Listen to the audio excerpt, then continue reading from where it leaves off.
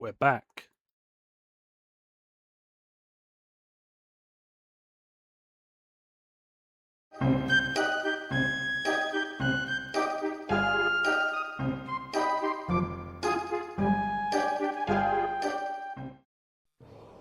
So I don't know why it didn't display your message, Teak.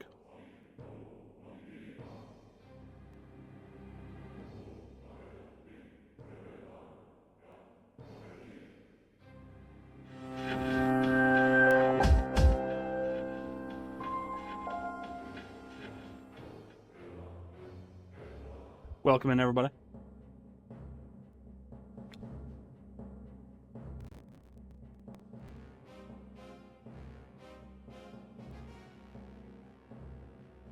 Panda, welcome in. Teak. How's everybody doing? I appreciate the GG's, Teak.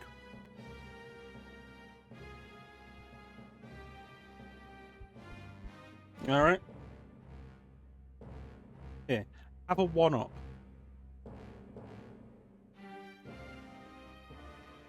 Should give you new life.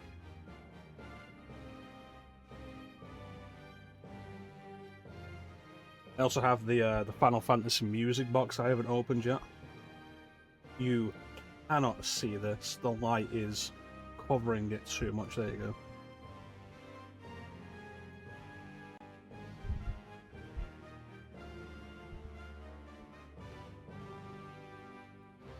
The opening theme from Final Fantasy 1. Which I am on record as having previously stated is like one of my favorite Final Fantasy pieces. Like, it's the Final Fantasy theme, like the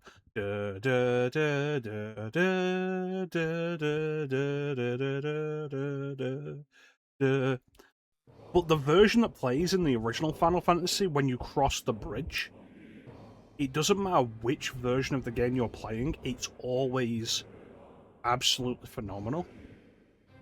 And I always adore it. And like, if you get a look there, like, it's the image that appears as the characters cross the bridge, as the warriors of light cross the bridge.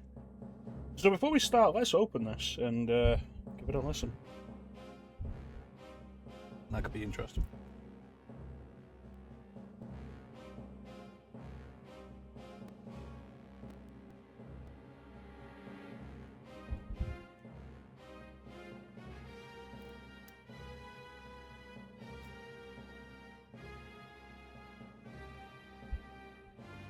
Like, one thing I have is the one-up mushroom, hand crocheted. They had a bunch of other stuff there, like a bunch of the Mario stuff and some other stuff, like the regular power-up mushrooms and such. They had some Final Fantasy stuff there, but I only decided to get the one-up mushroom. With the books, like, I got the art books. And like, I ended up getting 6 art books. And I was looking at the website for the seller. And like, they've also got the Dark Souls art books on the website. And I was looking at those and like, man, if they'd had those there, I would have probably bought like Dark Souls 1 and 3 art books.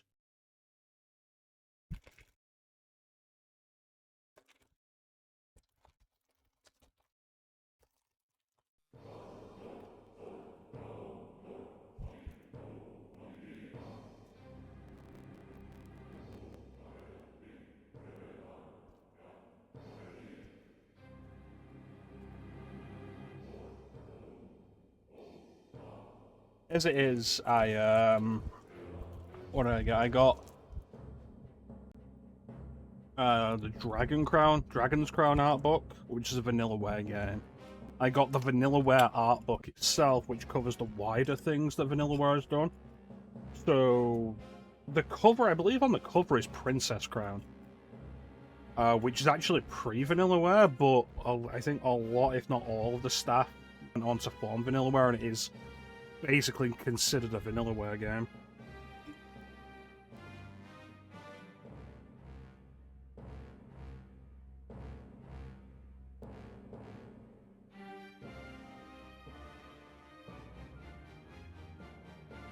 and we talk about Vanillaware. We talk about Princess Crown every now and then. Dragon Quest 30th Anniversary art book, which is the English version of that. The Art of Final Fantasy Tactics, which when I picked it up, I took a quick glance at the bottom, and I assumed the games it was covering included Final Fantasy Tactics Advance. It doesn't. What it actually is every release of the original Final Fantasy Tactics. So the PlayStation release, the PSP remake, and the more recent Ivalice Chronicles remaster. I got the art book for Tactics Ogre, which is pretty thick. Like, I'll be surprised if that only covers. No, I won't, because it says straight on it, like, Tactics Ogre, Let Us Cling Together, so it's the original Tactics Ogre game. And, like, not the Night of Lodis. Which was the only other Tactics Ogre game, oddly. You gotta remember, Tactics Ogre itself is a spin-off from Ogre Battle.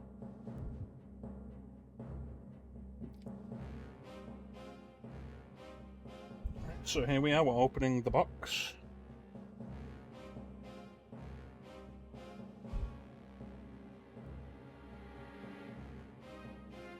Japanese instructions. Which I can't read. Let's take a quick look, see if there's an English one on the English side to it.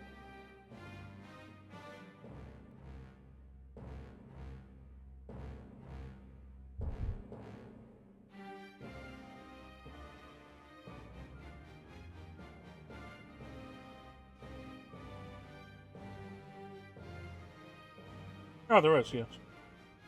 Turn the winding key at the bottom of the clock clockwise.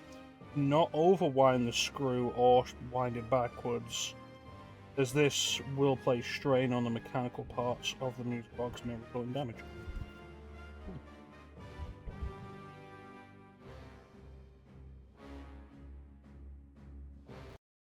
Pause the game.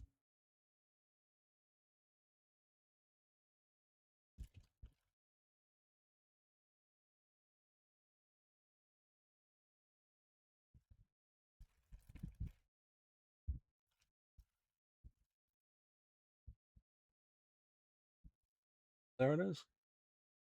Really nice current blue. And like, if you get a look on that, it is the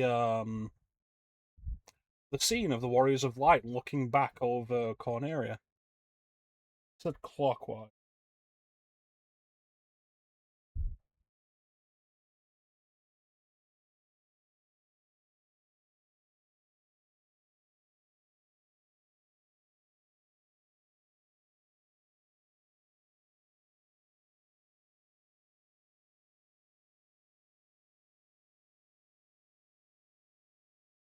Okay, I don't think that picked up on stream. On the mic. Again.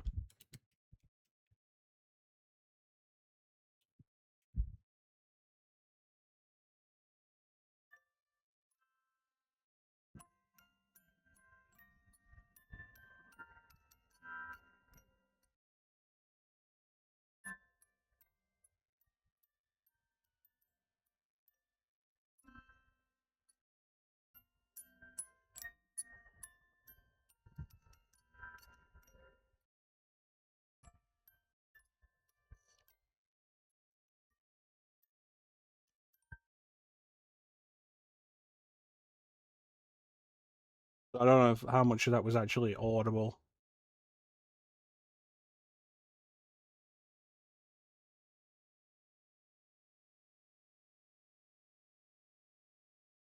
That's really nice.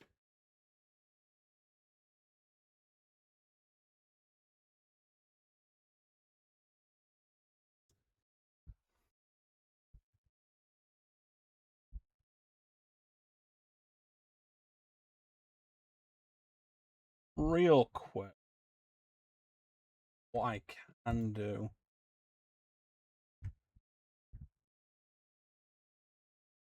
is I can bring up the actual theme itself.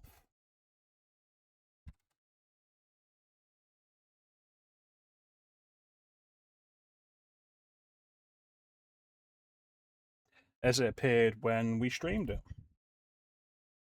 So you can get an idea of what I'm talking about and why it's always just like such a beautiful theme. It's my favorite rendition of the whole thing.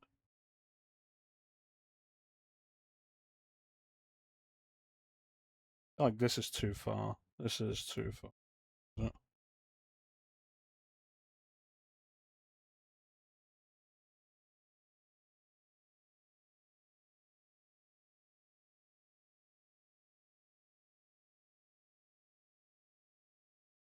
There it is.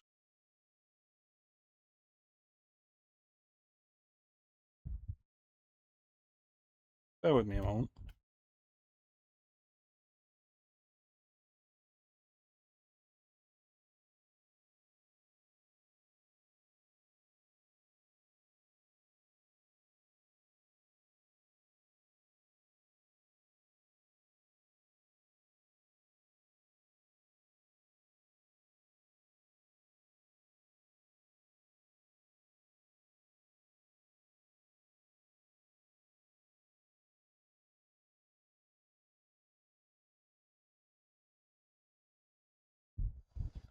Okay, and then we just add.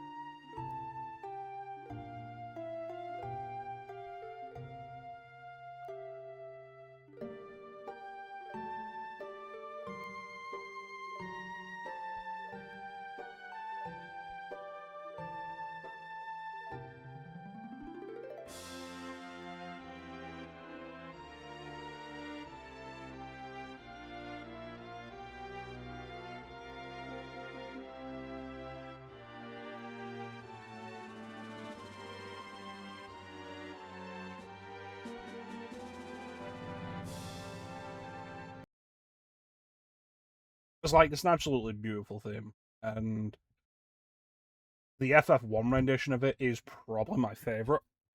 I think the only one that comes close to competing is, of all things, Final Fantasy 12, which has it in like the opening cinematic, which goes along with the wedding,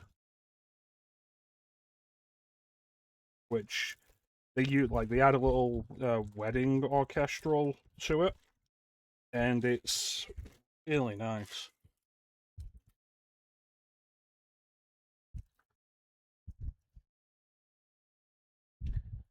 Beautiful little piece. I'll go back and it's.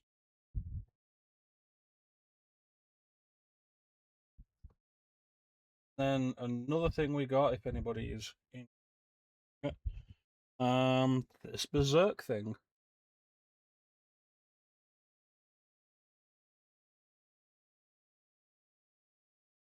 So I believe the idea is you open the box and you get like one of them. I'm hoping for the Baylor, but I'll be pretty happy with Femso.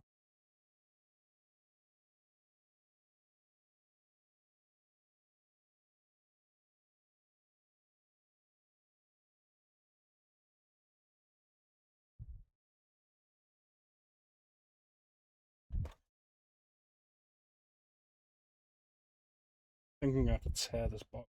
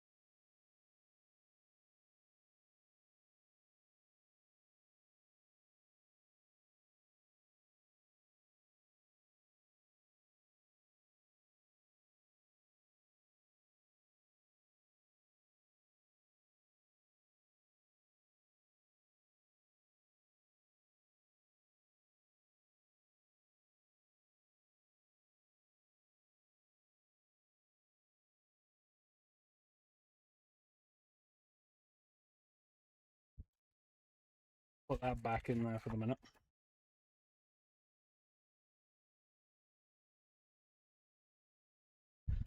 I do enjoy Berserk. I do hope that one day it does get properly finished. And in a reasonable fashion.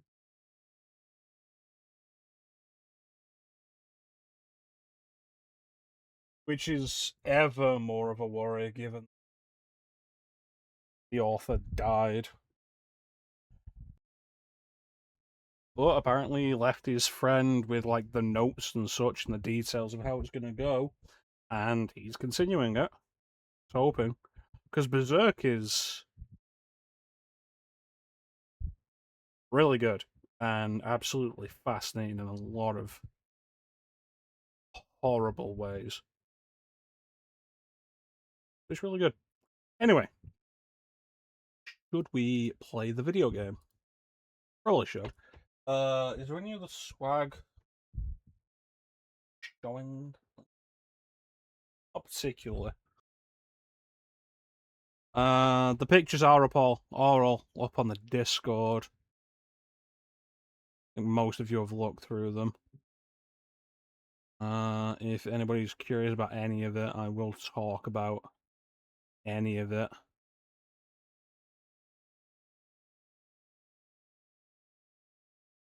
And it will probably be a good topic while we go through Sector Eridanus.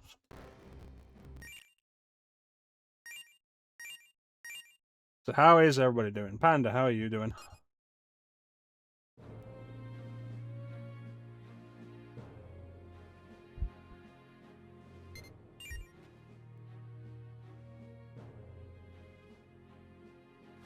So this is the quick way back. We should have the thing to allow us to interact with these gates.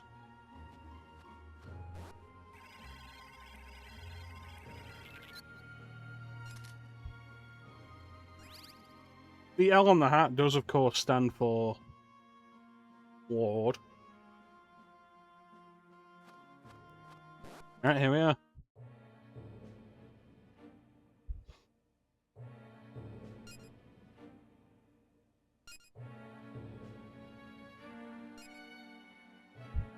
Yes.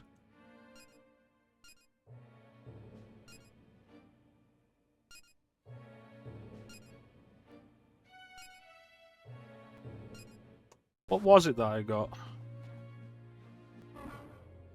It's been a little while. Was it the new Forma Search?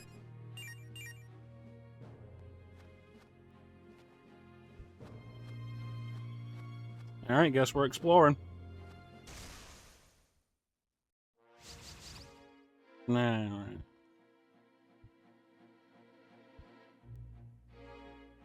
Did I recruit a Spriggan?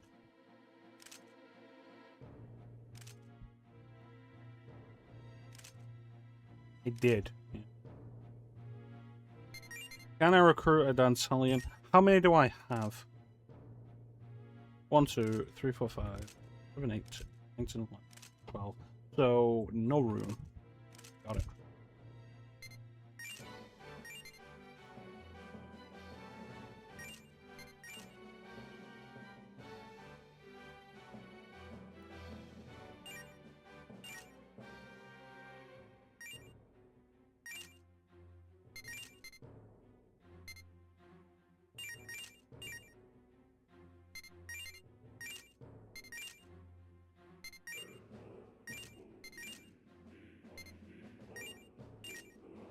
Here's hoping this works.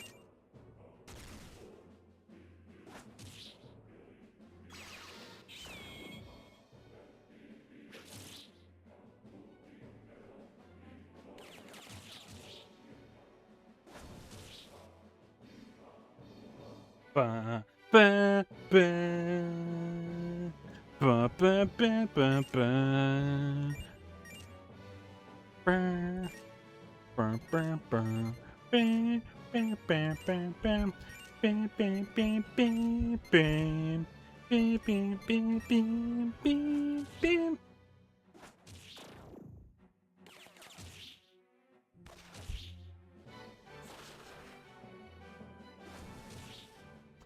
Yeah. So it was actually really cool. Well, I was at the convention to run into somebody who is just, like, aware of the broader SMT series and was playing, like, stuff that isn't Persona. Clearly had an affection for Persona 3 specifically, which I can vibe with. Persona 3 is my favourite of the Personas.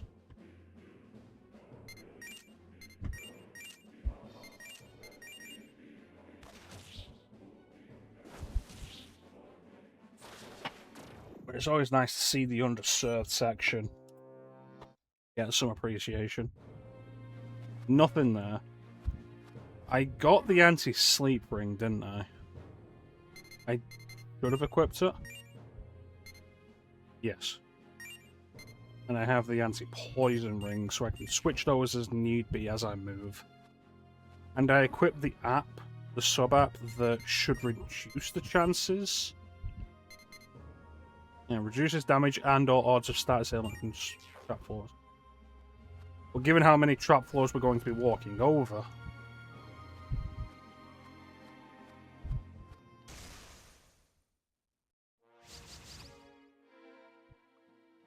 Fuck.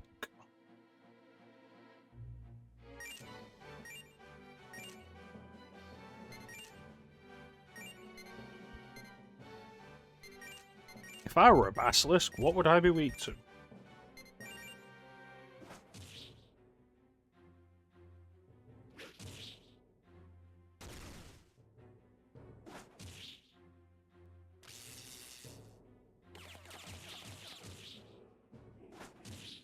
That's a lot of damage.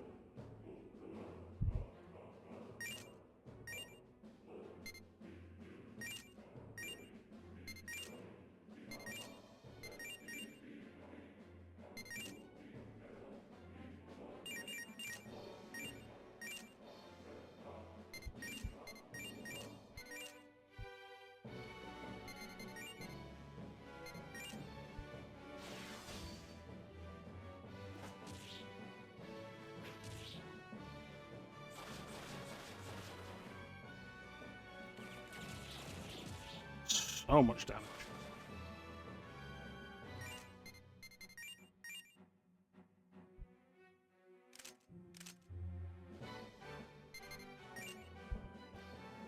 Guess I'm bringing out the tree.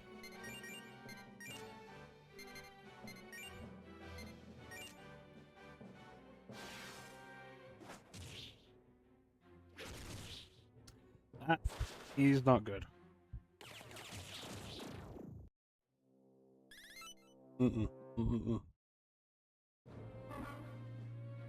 Right.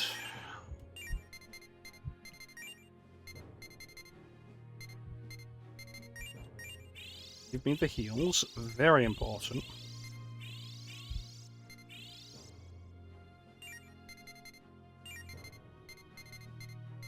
There we go.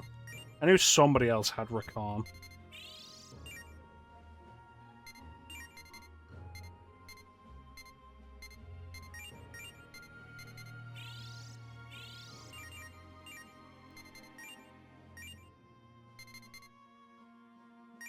I just need Kinky to level up, and then we can be done with him.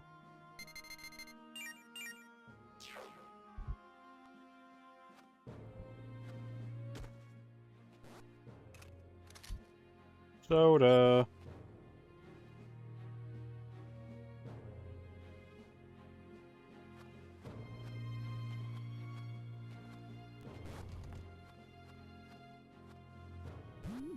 Didn't go over here.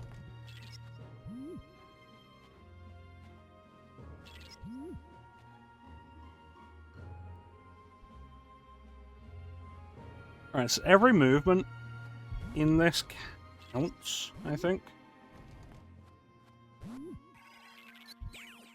Forma B. Oh, look, cool. See what kind of goodies we can get with that.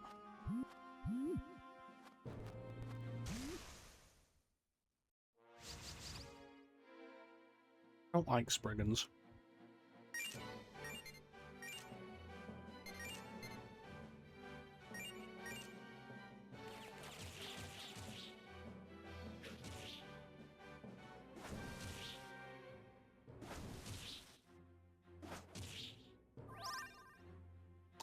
lot of damage on the Dominion.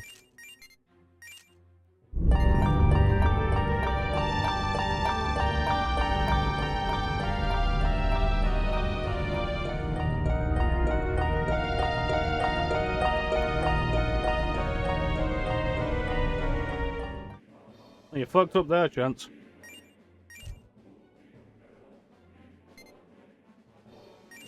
Fucking loser.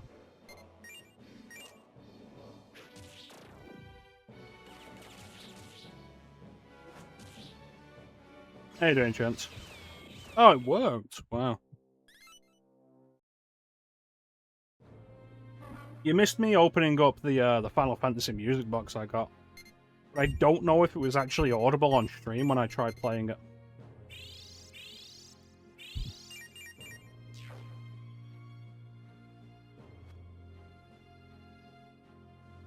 Yeah, I'll need to go this way.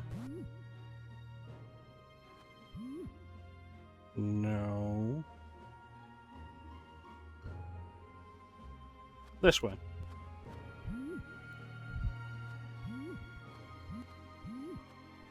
Yeah, what I'll probably do is record it later with my phone and put a video up on the Discord. Because like I said, I'm not entirely sure it was audible on stream. It didn't look like the mic was picking up, even when I held it like right under the mic.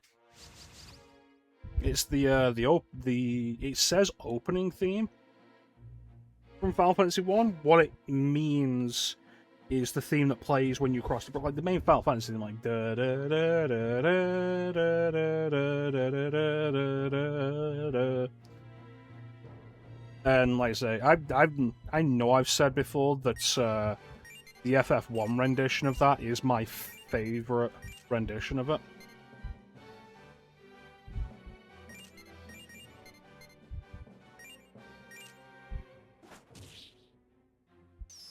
That's right. Fuck.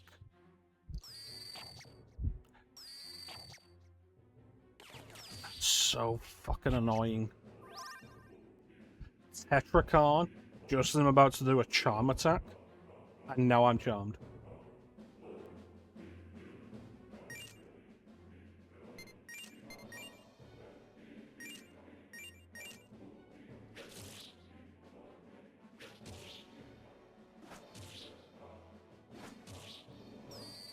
Which one is You Are Not Alone?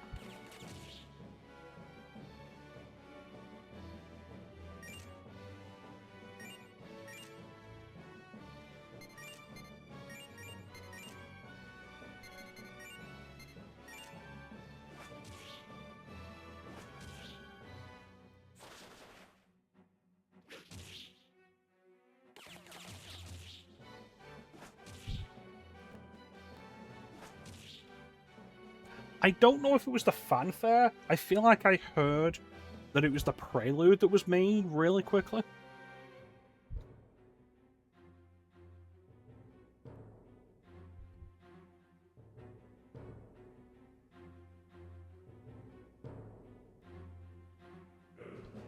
You know, the do do do do do do do do do do do do do.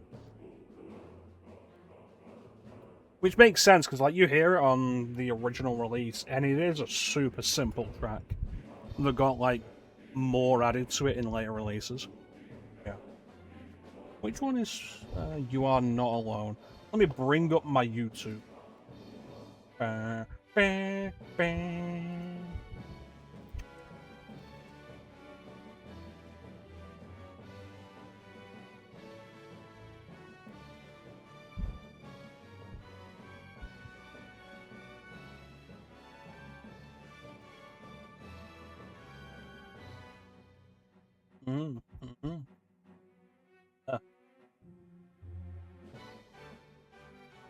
Yeah, I know the scene. Now that I'm hearing it again, I know the scene.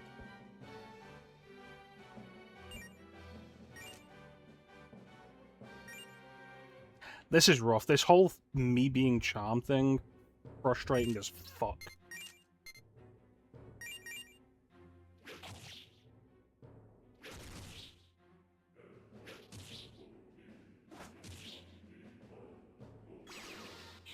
Oh god, that's the worst of it.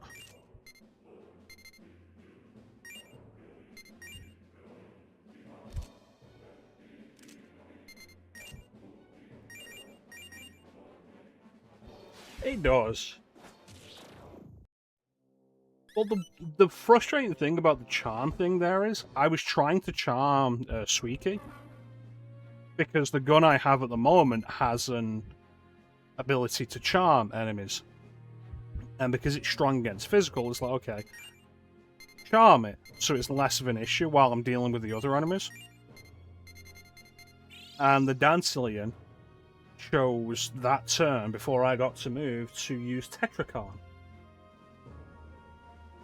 And Randy's shot is a physical attack.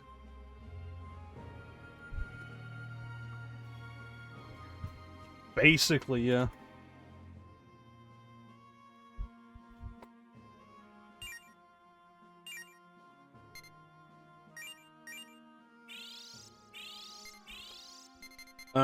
But yeah, FF9 does have a really good soundtrack.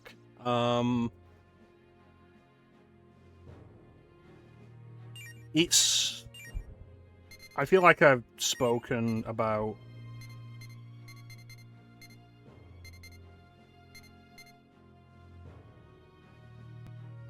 Did I have you in the party? Why did I have you in the party when I'm done with you?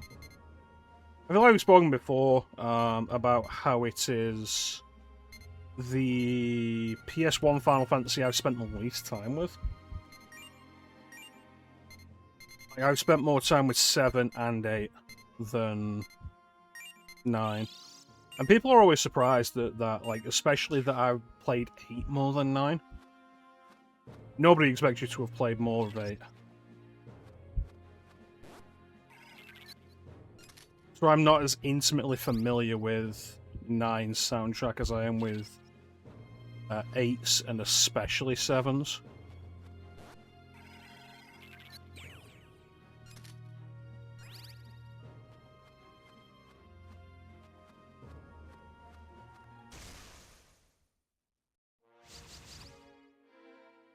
You're new.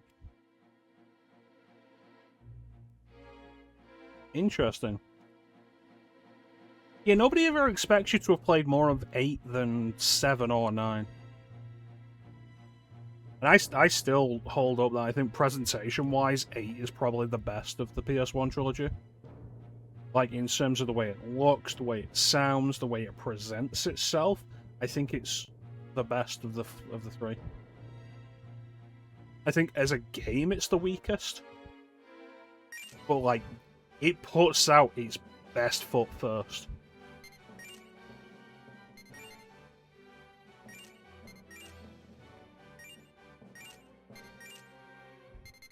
Mabufu. Garula. Damn.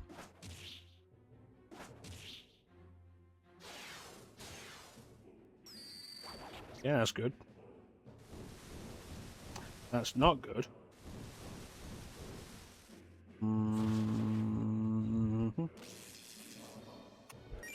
Right.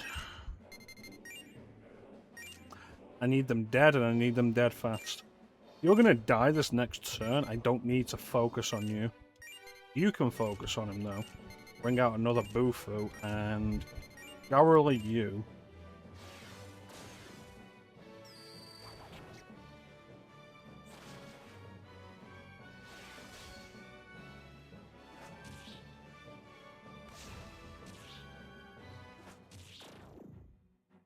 Wrong against physical. Not a nice combination.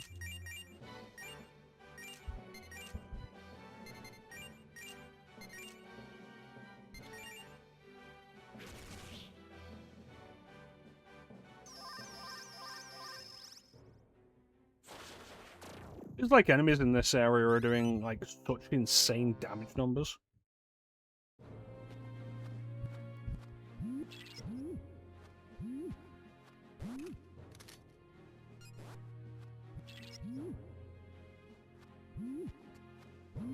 Need you down. I need you to die fast. My punches are too slow. I fucking love SMC.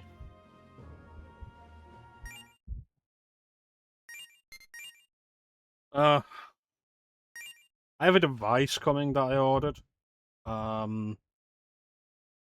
which I think will probably be like my end game handheld. And it has 2 screens. You may have seen it. It's been like absurdly popular even within the even with like outside the retro handheld space. It's got 2 screens. It's called the AYN Thor, and AYN's company I've been aware of and supporting since their first release, which was the original Odin, which I had.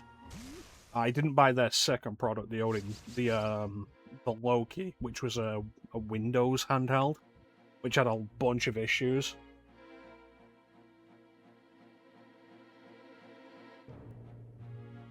I bought the next handheld they did, the Odin 2, which it's still probably like my favorite handheld I owned, and I only ended up getting rid of it because the battery started to swell, which was my fault, not a production, like a manufacturing issue. And now I have the Thor on the way, and getting hold of the Thor has been tricky. The pre-orders are backed up quite a bit. We're on batch 7 of the pre-orders. Yeah, it was my fault. I was using it docked, and I hadn't set up the charging separation. Because I was playing it as a handheld, I was also using it as like a docked system.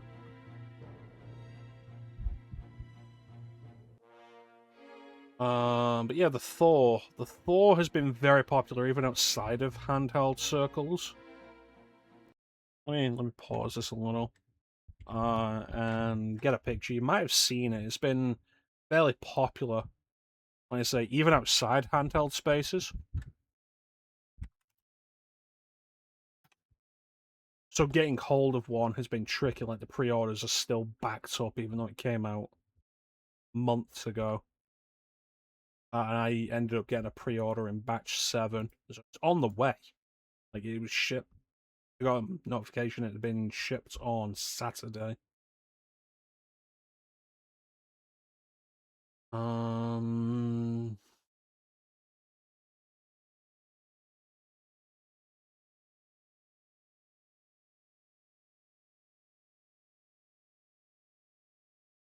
Yeah, so hopefully it'll be in the next couple of weeks. This.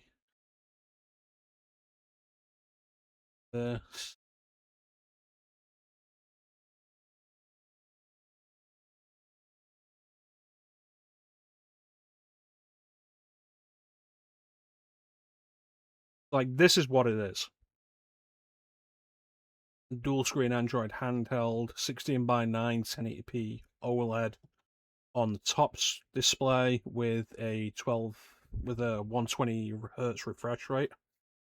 And the bottom screen is the same screen panel that's used in the Retro Pocket Mini V2.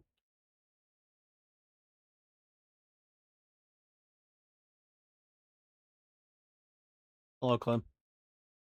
So the bottom screen is like an odd resolution. It's a 31:29 display panel. It's 60 hertz. It's not 4:3, unless it's 31:29, I believe. It's the same panel was used on the Retro Pocket Mini V2, which I can get a picture of.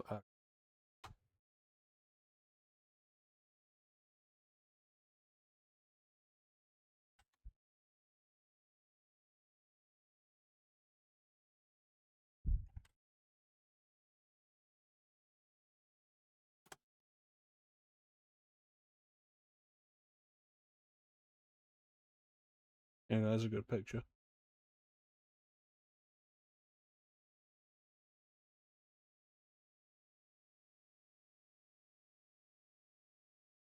Yeah, so it's not exactly 4:3, and it's a really nice display.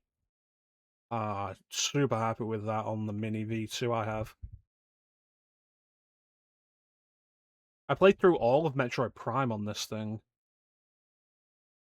Like, Dolphin has widescreen hacks that you can use. Um,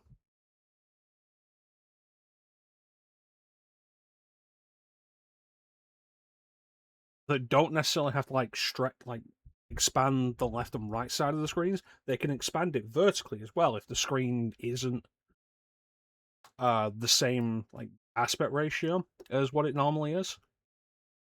So like I said, I played through all of Metroid Prime on that, and it's really nice, super comfortable. Can't buy them anymore. They stopped making them, which is super unfortunate. They've been somewhat replaced by a new device Retroid put out called the Retro Pocket Nov, which is a proper 4x3. But like I love the Retro Pocket Mini. I say it's a lot more compact than you would expect. It's probably a little bit larger than an original Game Boy Advance. And it can do GameCube and PS2. So like I say, I played through all of Metroid Prime on there. I put some time into Onimusha on there. Katamari. A bunch of really good stuff. It's really fucking cool. But yeah, the Thor has that on the bottom display panel. And it's touchscreen, it's an Android handheld.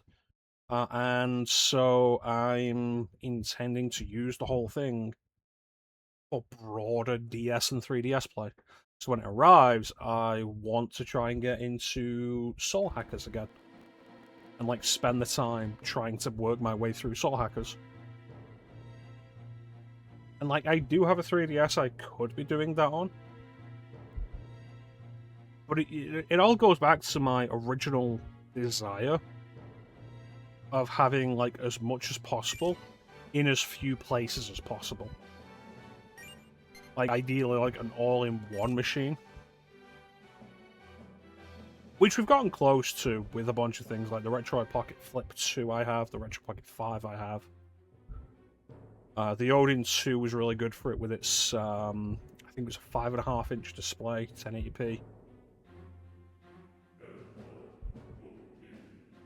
And like this, they're super cool. I would be using the Retro Pocket Flip 2, which is basically my primary handheld in the minute, and it has been since I bought it. Fixed the sound issue they had.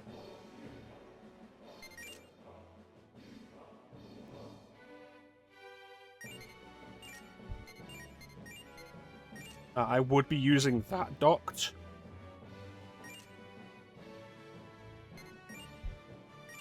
But it doesn't have an option for charging separation.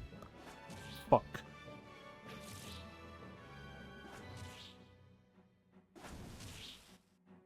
So I don't want to run the risk of, wow. A full enemy lineup wipe with Mahama. I think I've ever had that before. Yeah, it doesn't have the option of charging separation, so if I keep it docked, it's going to keep charging, even when the battery is full while I'm using it, so...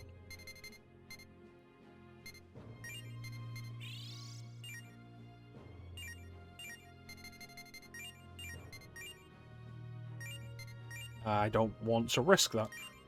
But the Thor is running the same chip as the Odin 2 Pro that I had. So it's essentially going to be my replacement for the Odin 2, which I lament that loss every fucking day. I love that thing. But yeah, it should be like real convenient. Like I've still got the dock for it, and like just plug it in.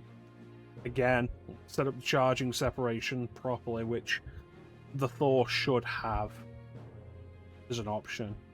And then I can play it docked or undocked.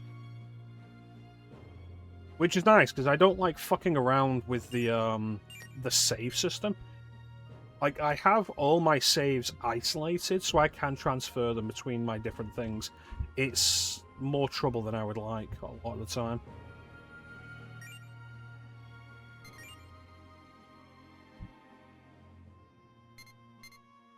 I am ready for Kurama Tengu, but I need to get rid of some of the demons I currently have. I hit 39, which means I can... See, I told you we had this demon chance. Bat's alternate form. Reflects gun, strong against physical. This piece of shit.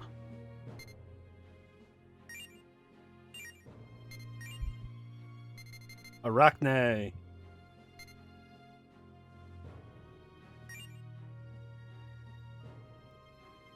Resist Gun's a good one. I love that this Arachne design is like such a Wicked City-esque Arachne. Like, it's not, oh, sexy lady body on top of a, like, sexy lady upper body on top of, like, a spider abdomen. No, it's the old school Japanese horrifying, this is a woman who is woman-shaped and her limbs are horrifying spider legs. And, like, everything's too long and gangly and she's going to eat you. And it's terrifying. I love that it's that kind of design.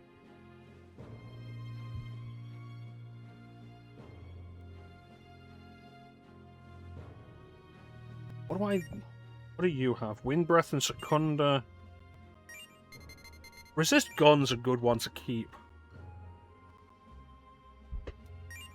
But I want something else out of it as well. Mazionga?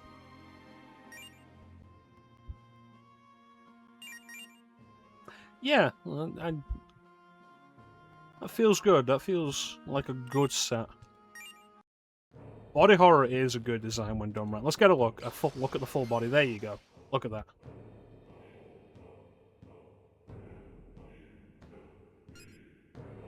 And, like, if you've ever seen Wicked City, like, it's exactly the same kind of Arachne design. It's been years since I watched it. But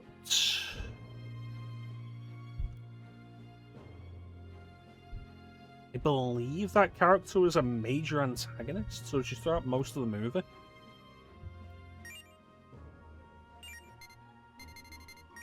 Something else with you, wasn't there? Did I already have Thunderbird? I did. I haven't got Basilisk, but I don't want to dip back into Chaos Demons right now.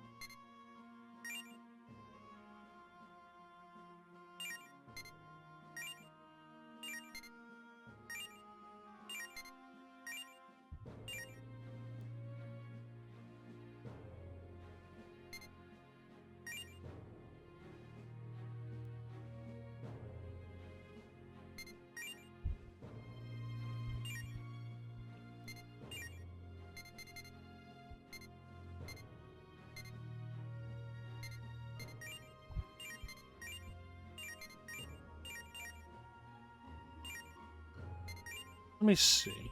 Let me see.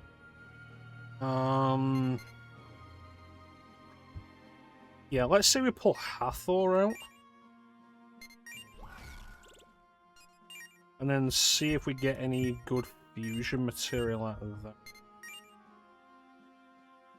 They already have Tamlin. I did. Fenrir's interesting.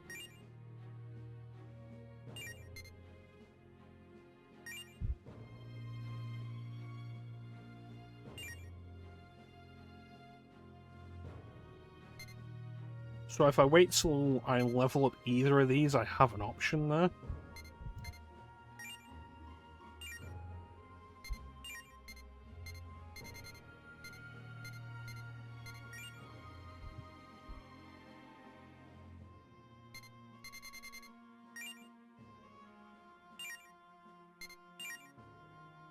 Really skewing me towards Chaos Demon.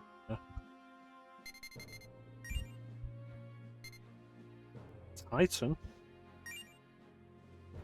Not a bad one.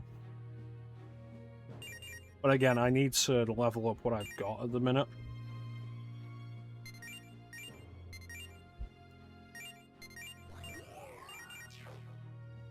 Yeah, I don't know with this Arachne design. Like, it's really simple. But there's good horror that can be done with it.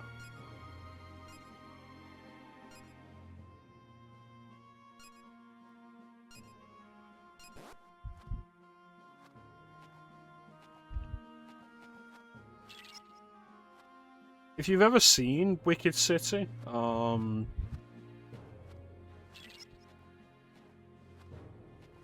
it's one of the main examples I hold up of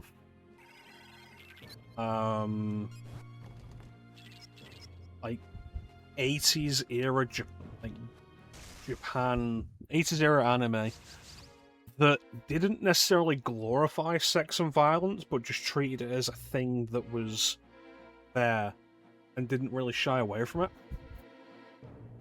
And I feel like a lot of the horror in the Arachne design in Wicked City is very specifically sexual.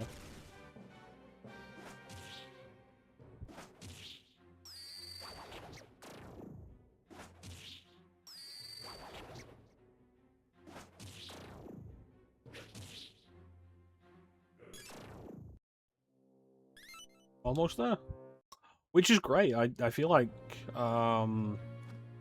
maybe it speaks to like who I am as a person, but I think sex-based horror is really strong horror. Like when done right, it's really good, strong horror.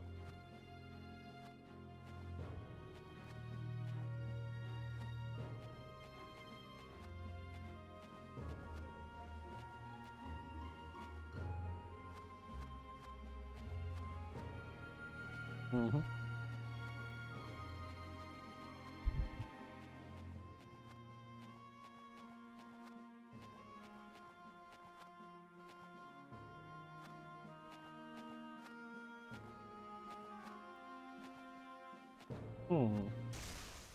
Yeah, when done right.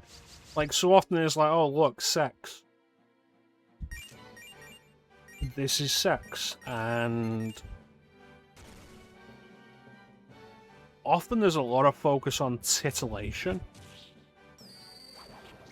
even within, like, the horror space. Which itself may tie into the glorification of sex and violence in stuff like 70s and 80s slasher movies.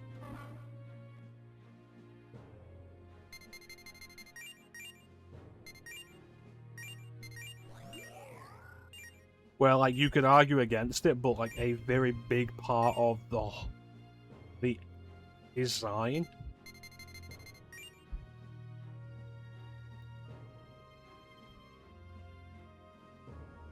of those things was just like an open appreciation isn't the right word, but it's along those lines.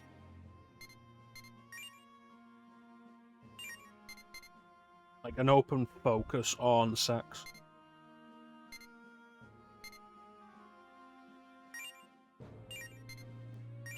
It is weird to me that Clotho is chaos-based.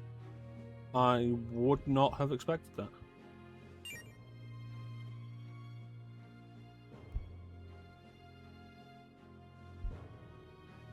No, I rather think acknowledgement.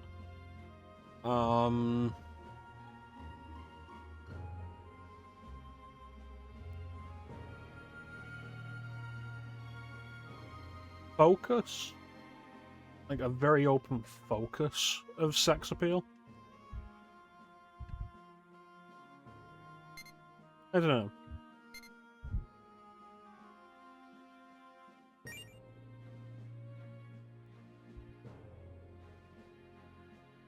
If I can get different on there, a different set on there, like Medea and Marin Karin don't have a whole lot of value to me here.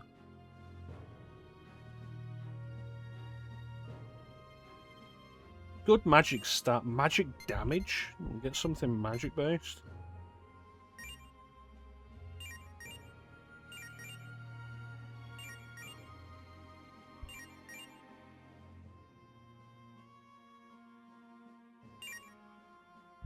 Okay, so I want Zeodyne, Counter, and Elec boost.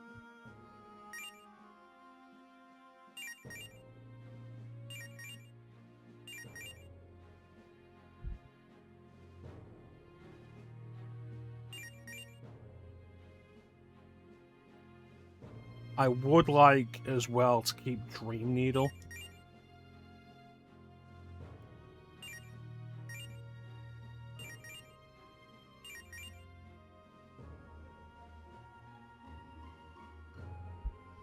Yeah, that's probably pretty good. Lotho.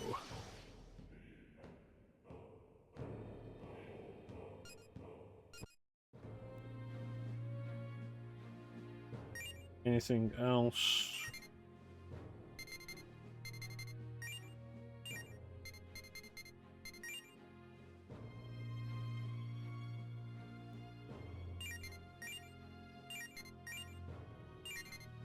So you can go with pretty much anything and become Basilisk. What do you got? It's a decent set of skills.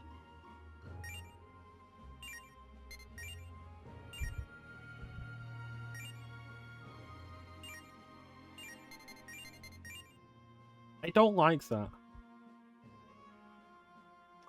It's like, okay, so Skrogska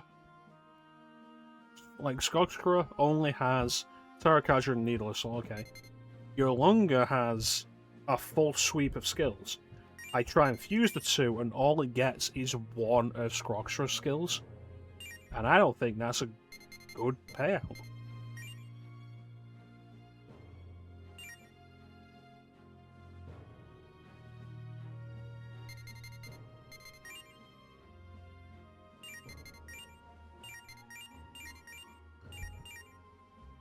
Yeah.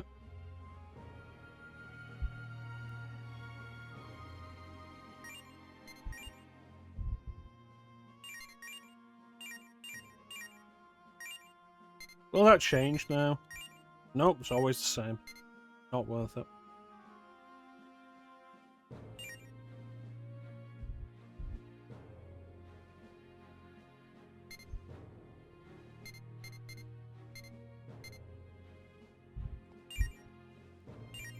Alright, let's just move on.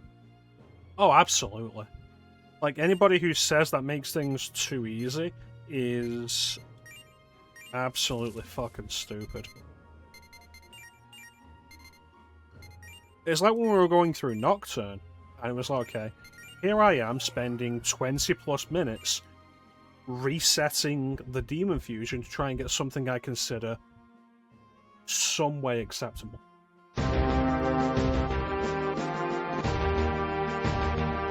And it's just not good enough. Like, those people are stupid. Welcome in, Clem.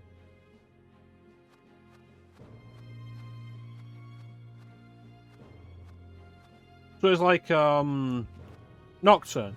Is Nocturne much easier when you can just choose what skills your demons will inherit? Yes.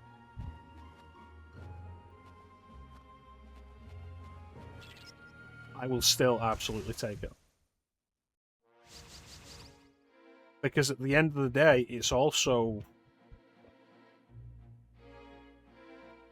You could argue that it makes the game easier, but it's RNG more than anything.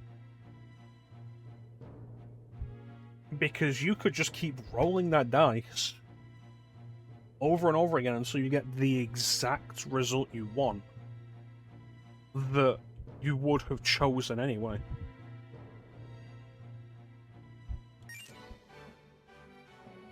How you doing, Clem?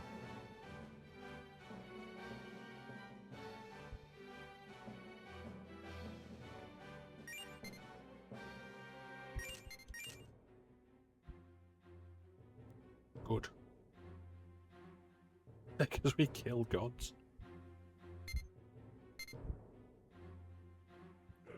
You got a couple of hours? Excellent.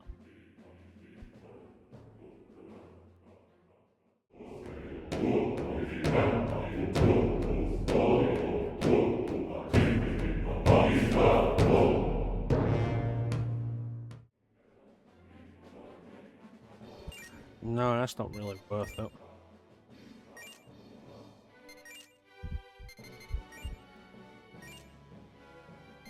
Do.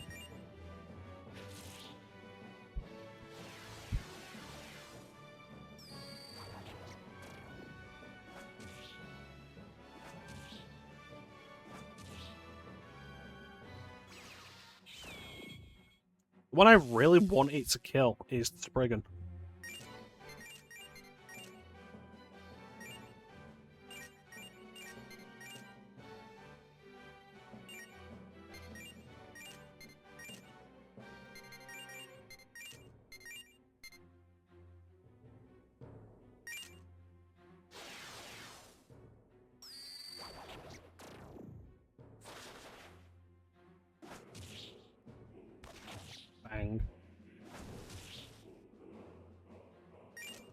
Friggin' kill it.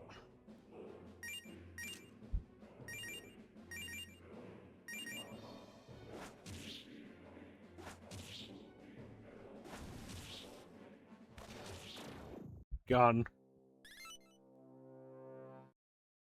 Whew.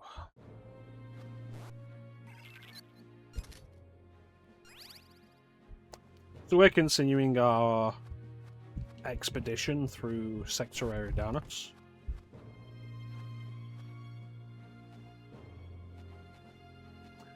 It's about to get worse.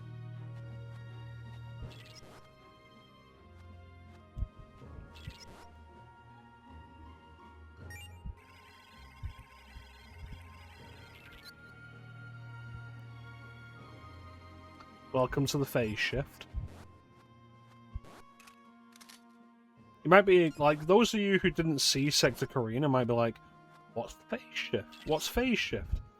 Well, phase shift is essentially another map layered on top of the pre-existing map. So you have essentially two maps in the space of one map. Rare Forma.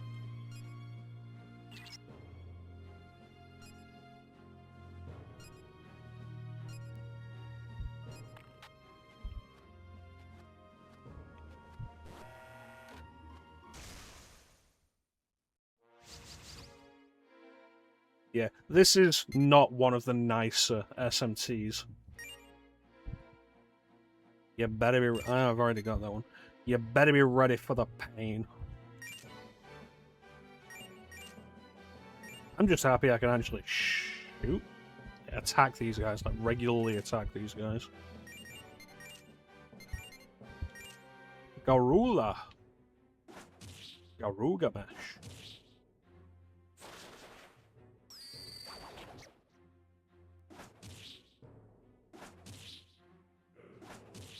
I'll be happy to get rid of the minion because its defenses are fucking trash.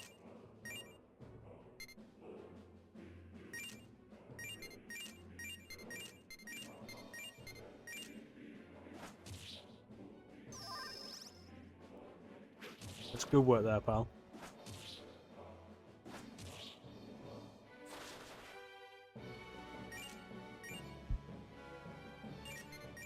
Gone. Lightning! Lightning!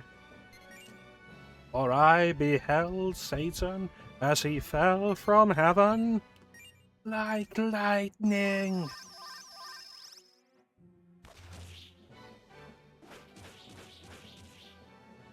Don't like that.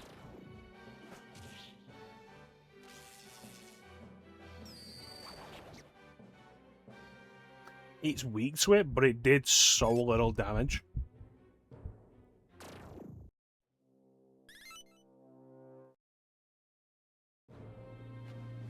Yeah, Strange Journey. There are absolutely points in this game where you look at this and you're like, Chrono, this is what got you into the series? And it's like, yeah, why do you think I'm so fucking hardcore at it? This is what I started with.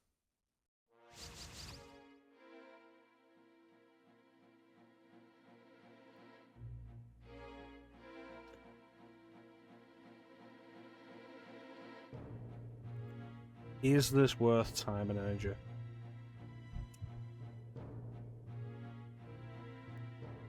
It wasn't until I played this.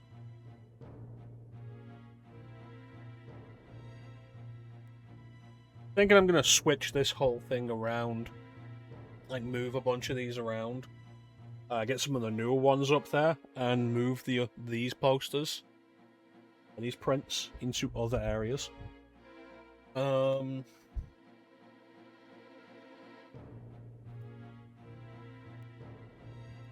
Like take a quick little appreciation of these. We have, of course, the Nocturne print, which I've always quite liked. The Chrono Trigger map, the Chiaki print,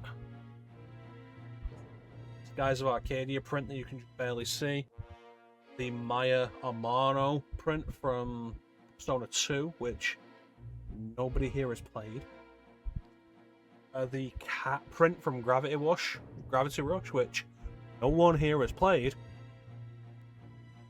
Majora's Mask, Indiana Jones and the Emperor's Tomb, which no one here has played. Dark Forces down here, which you can never really see. The Chance print over here. But have you played it?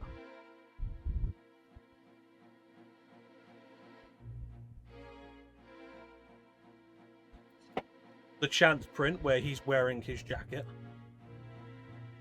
And the Heather print. The Heather Mason print. Out there. You should play Gravity Rush. Gravity Rush is great. I played Remastered for like maybe an hour or so. And at some point I'll get around to Gravity Rush 2. But I enjoyed the shit out of the original on Vita.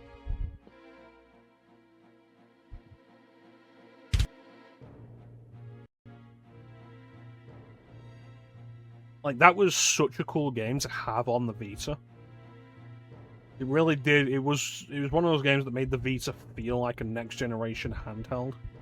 Because like you've got stuff like Uncharted Golden Abyss, where it's like it looks really fucking amazing on a handheld, but it is ultimately still Uncharted, and it's very basic gameplay wise. Because Uncharted is very basic gameplay wise. I will defend Golden Abyss. People often give it shit, not being as big and grand as the other Uncharted games, but as an Uncharted game, it's fine. Excellent.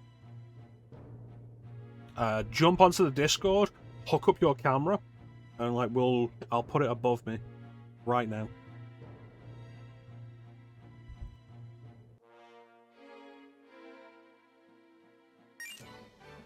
Soul Hack, like actual physical copy of Soul Hackers over here has been expensive for a very long time.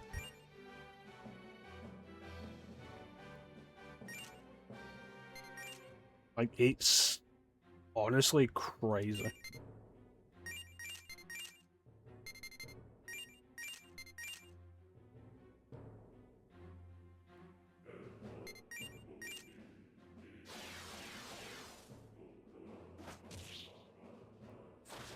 It's another thing that's like, this is why it's difficult to be an SMT fan in Europe.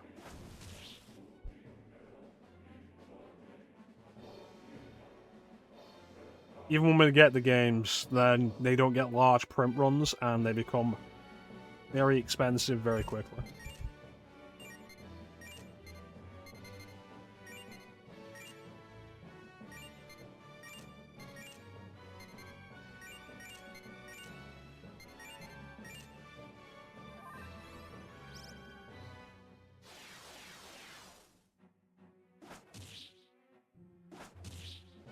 Just like Devil Summoner on PS2. Raido Kuzunoa versus the Soulless Army. Expensive.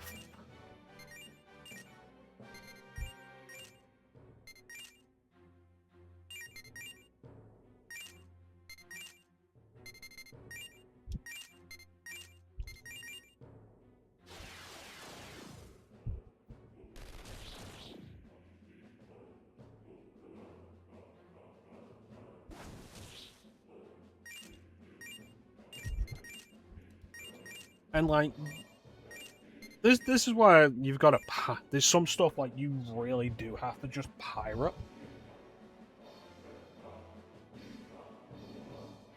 If you ever want to, like, a hope of experiencing it.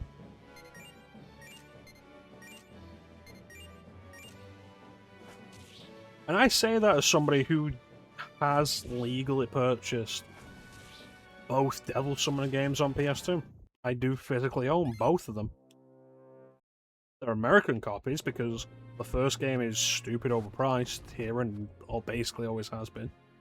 And the second game just wasn't released over here.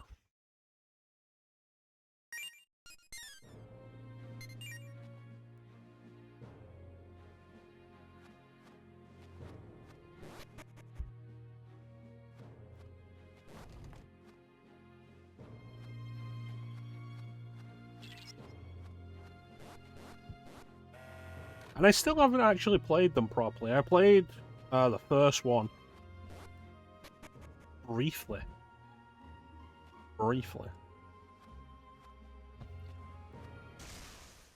And then they remade the first one, and it was like, do I just stream that?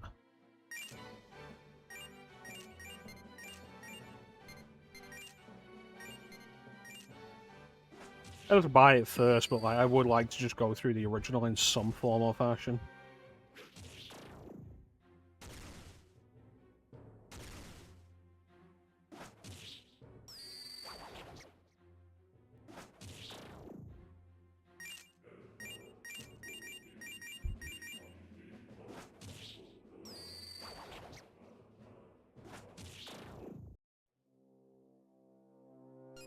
Very nice.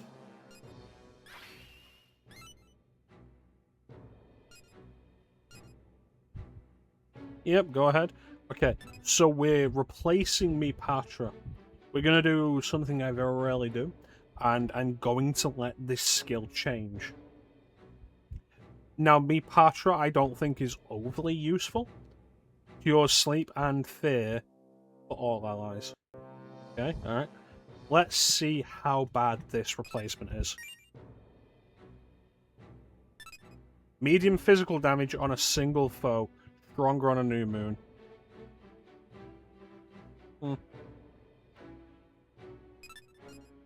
It's not a useless skill.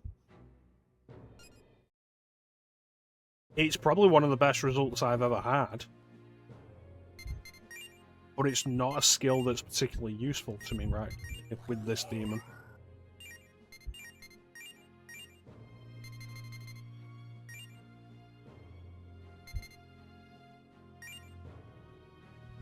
So we hit the next level, and we can fuse Spriggan with Maya Whirl to get Teal Lock.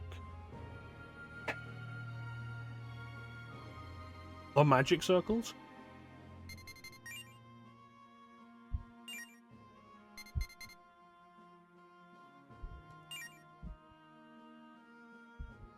Yep. That's just how it be.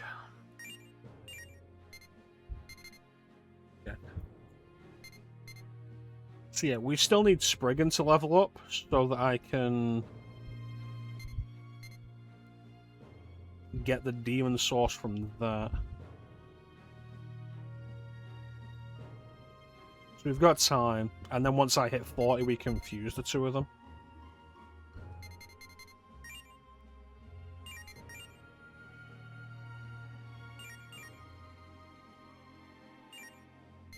But now that Machwell's done, we can replace it with Arachne.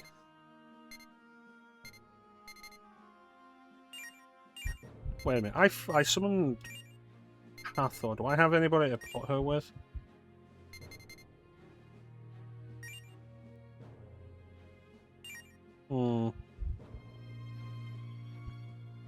That's gonna be a best case scenario.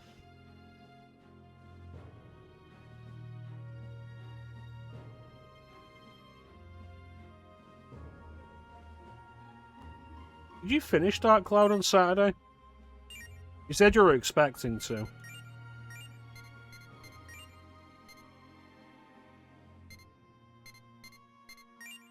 Nope. Well, shit.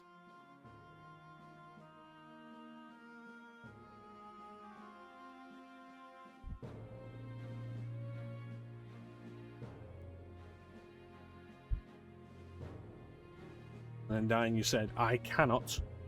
Mecha is not here to support me. I cannot.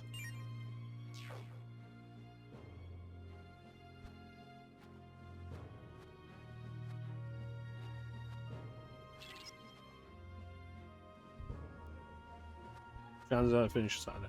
Excellent. Are you going to set up a second game to switch to if you do finish it?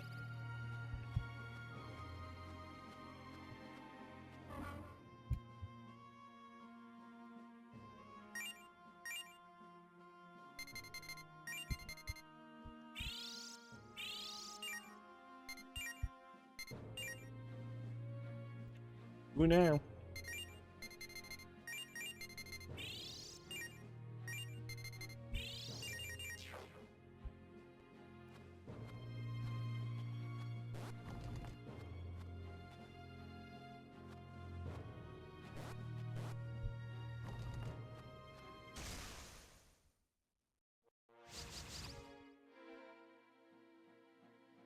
Clem, you're not going to play Strange Journey. Don't lie to me.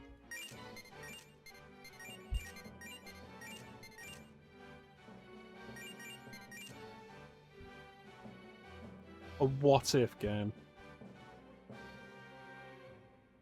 Of course. Dead Rising 2 off the record. I will be available on Saturday. I own Off the Record on PS4 and PC. Let me know. I will download it and we can play co-op for a little bit. Not for multiple streams, but I can join you on Saturday for a Dead Rising 2 Off the Record co-op stream.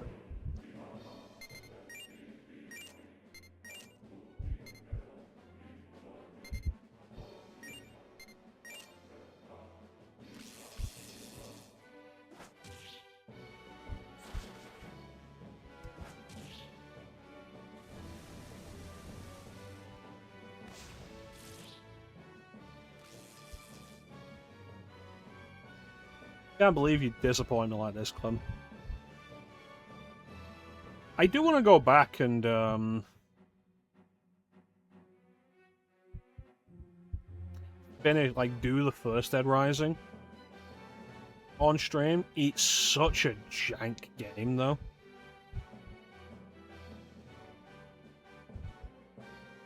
Like that.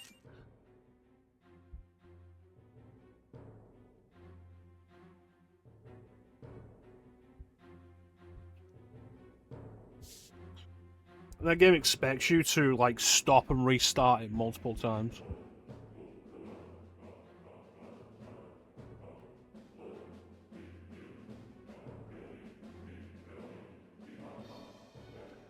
I mean, a fan-made game, probably not. I don't dabble a whole lot in those. I have too many, like, official games I've not done enough with.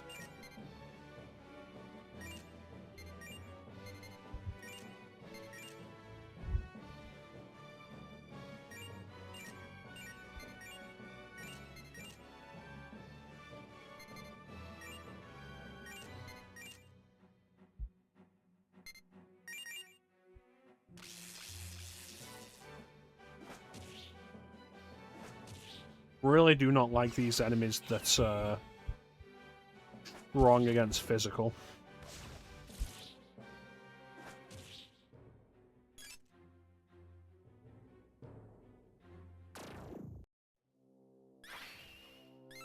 Excellent.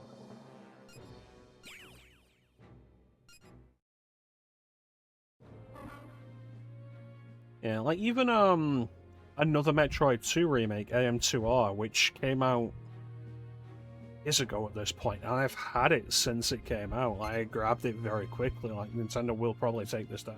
And they did. You can still find it because of course you can. But like I put 20 minutes into it, if that.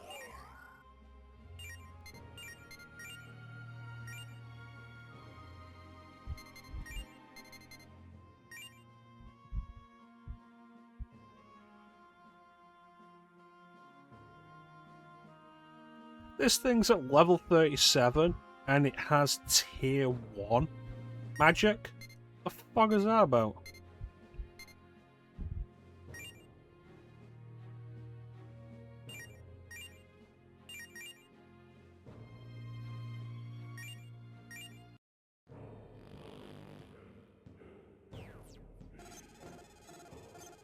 Chance, I was joking.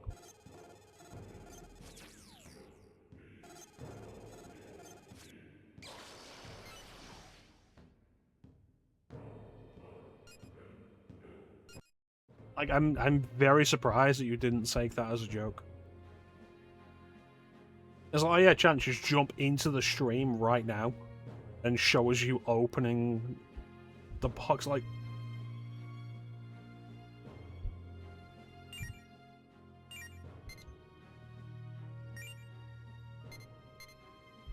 I mean, if you want to, you can. But, like, I'm never going to be like, hey, quickly, get on camera and mic right now. Could you imagine? Could you imagine if that's what I was like? I need both the Tengus. They are both law-based.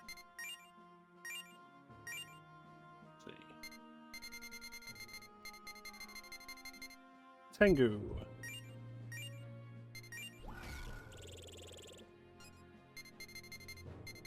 Tengu. I have never told you to do that, Clem.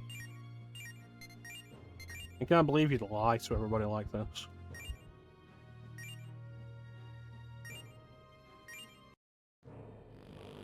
Special summon.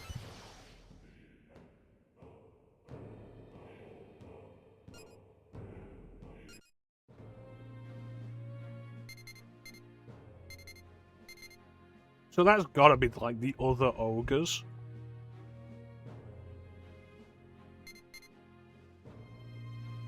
I don't know what that could be though.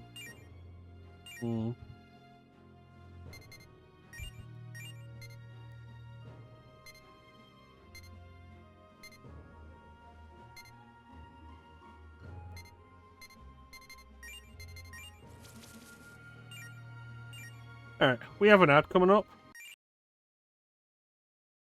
So we're gonna run that ad. And then we'll be back to shout at my mods for lying.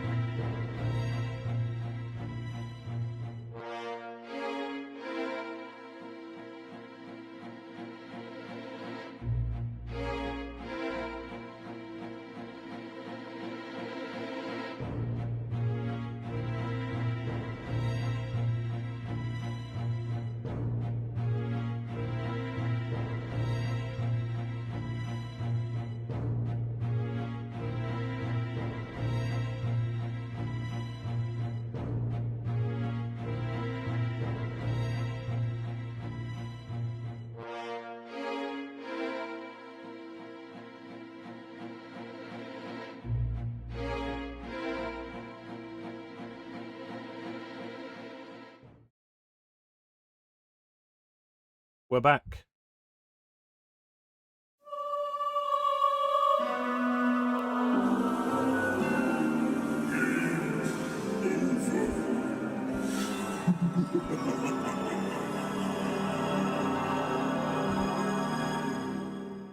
The random sound alerts has really been liking that one lately.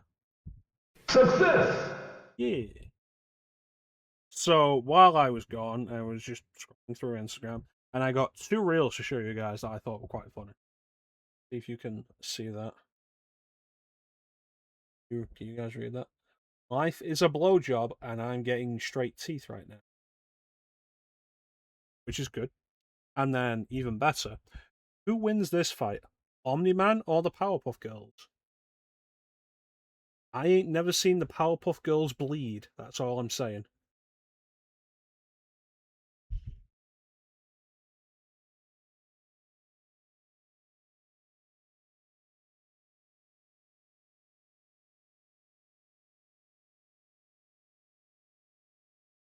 Like these kids who are watching Invincible don't even know the Powerpuff Girls were brutal.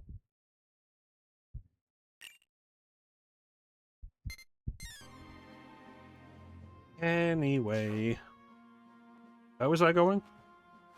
Don't know where I'm going. Got no way you know it. I just found a guy over here. Dude, your daughter's dead. How's everybody doing? You missed me.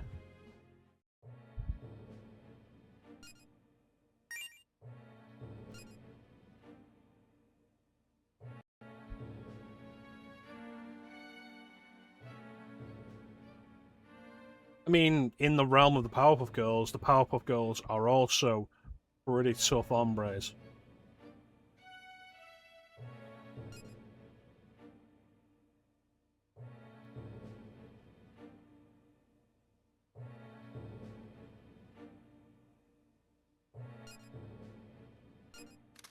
Huh. I feel like this sleep would have been more useful.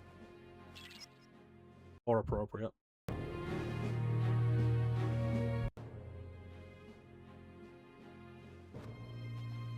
Oh, that's what I mean.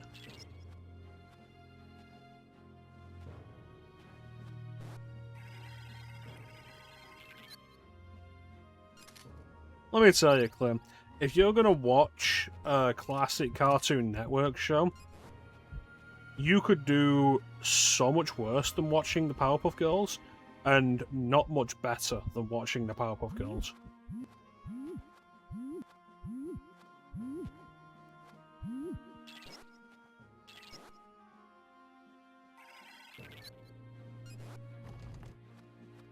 See, the funny thing is, having watched the Powerpuff Girls, I can see the Powerpuff Girls winning and it not being a contest.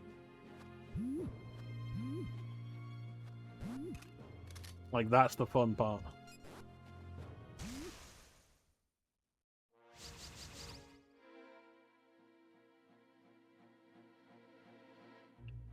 Use one of these guys, but if I can recruit him... Titan. Titan. Titan. Titan.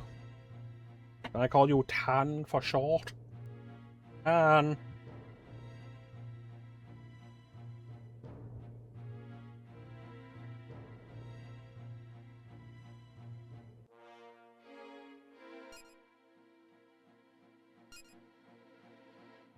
Join me, and together we'll rule the Schwarzwald. Call him Tit. I mean, that's the obvious choice. That's why you go for Tan. Ita. Ita. It's like with Alexander. And people go, oh yeah, Alex for short. And it's like, no. Xander for short. Lex for short. And for short. Me and my friend and.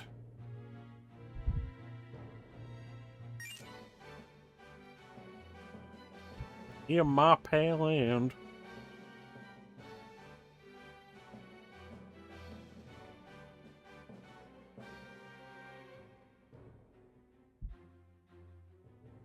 Yeah, I watched season 1 of Sailor Moon Crystal with my ex. And, like, I'm paying attention, and because she was such a big Sailor Moon fan, and that's a big part of where my absolute distaste for it comes from. But, like, I didn't think it was that good. I felt like it was really fucking bland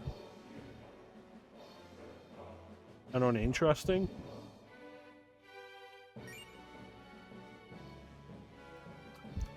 Let me tell you, I will... If I'm gonna watch an anime that, like, originally comes from the 90s about high school kids gaining magical powers, I'm gonna watch Yu Yu Hakusho.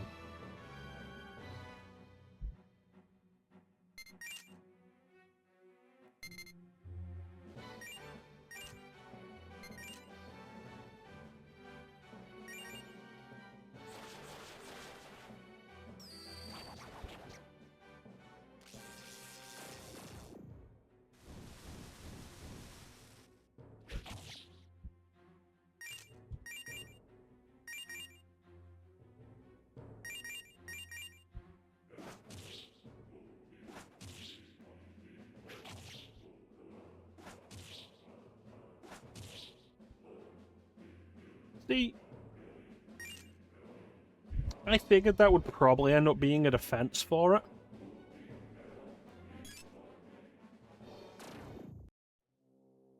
But I feel like even in the cases of stuff like that, whereas, oh yeah, this is... I know.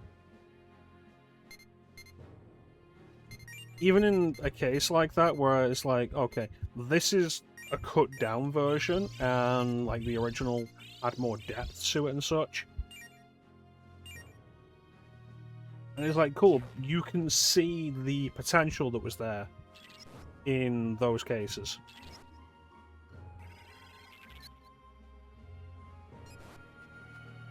It's like, oh, missed potential here. No, the potential's there, you're just not getting it because you're watching the cut-down version.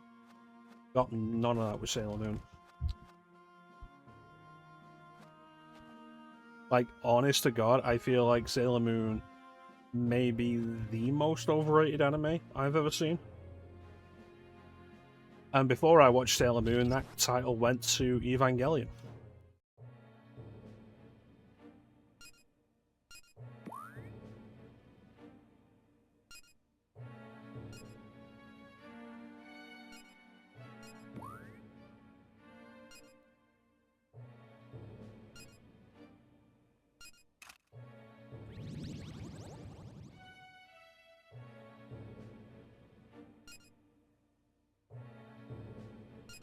Oh boy.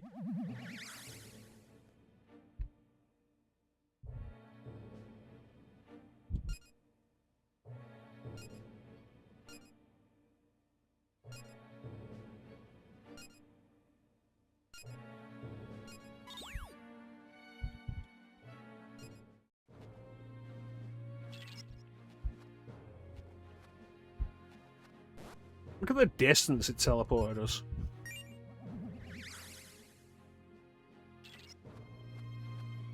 Like, 3 feet to the left.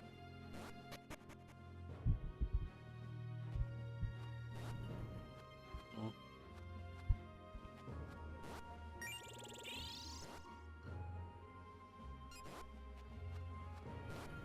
It's like, do I have a bias against Sailor Moon? Yes. Will I be reasonable about it? No. I will not. Like I keep telling Zeke, like, I will not do any Sailor Moon games. I thought I recruited this lady. Hmm.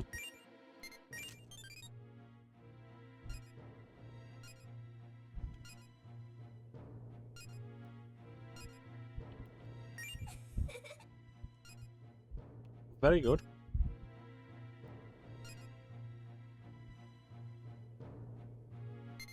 We're still thinking about it.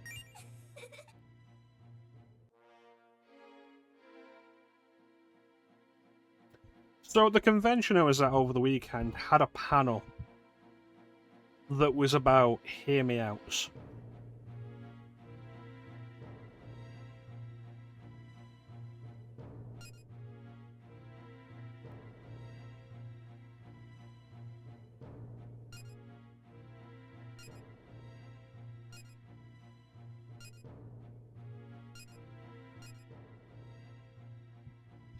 No, I want you to join me.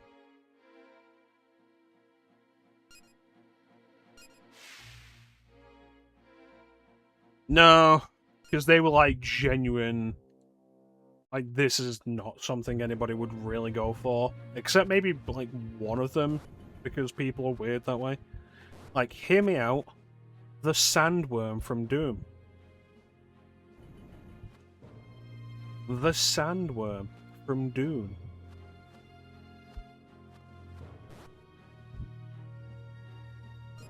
Hear me out.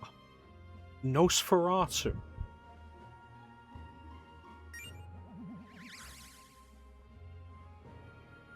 Which I think was the tamest one.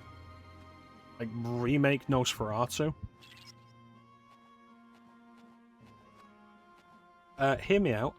The Ant Queen from A Bug's Life.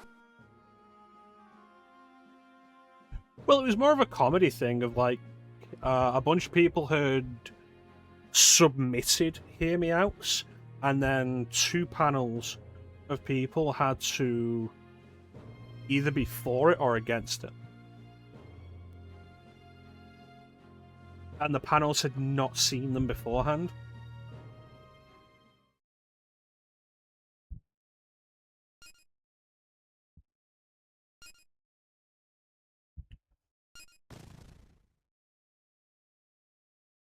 Zelenin?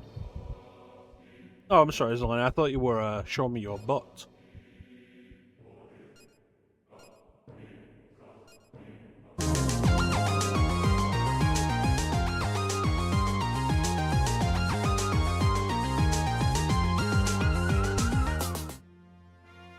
Alright, Bane. Sell me on Tenchu DS. Sell me on Tenchu Dark Secret.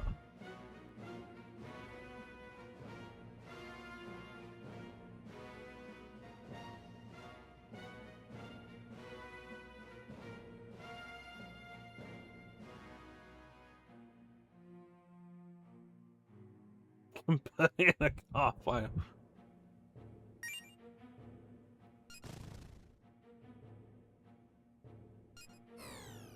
Man, what a fucking coward.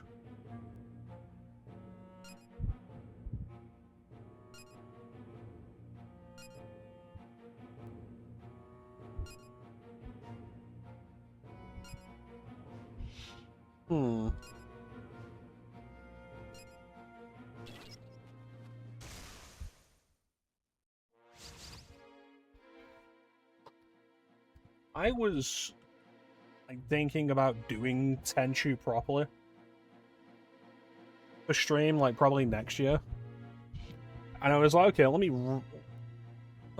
boot up Tenchu 1. Let me boot up Tenchu Stealth Assassins.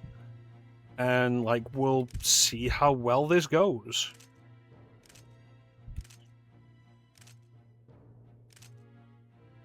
Have a space.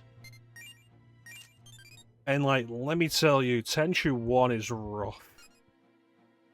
Tenchu 2 ain't smooth. Tenchu 1 is rough. But Tenchu 1 is pretty important for the lore. Like, hey, you want to know who Onikage is? You'd better play Tenchu 1. You don't know who Onikage is? You're gonna have to play Tenchu 1 to find out.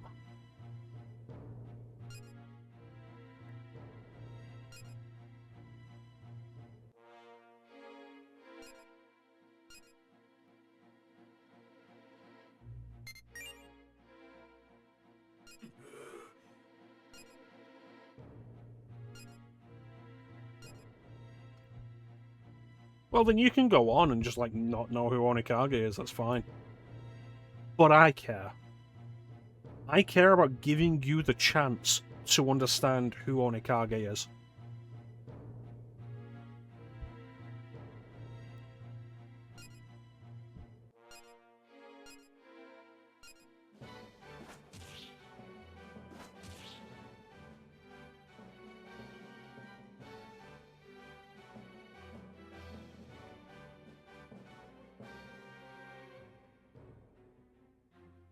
I don't know what this guy's good for.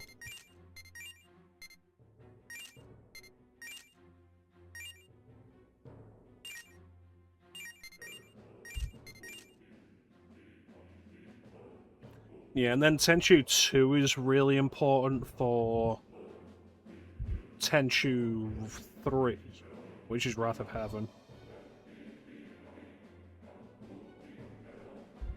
And then I guess Tenchu 3 is important for, I think, Fatal Shadows? No, Shadow Assassins. Shadow Assassins is technically Tenchu 4. And then that's kind of where the series ends, and everything else is a spin-off. So Fatal Shadows, Time of the Assassins, Tenchu Z, Tenchu Shadow Assault, and Tenchu Dark Secret are all spin-offs. Chance, quit work and come hang out with us.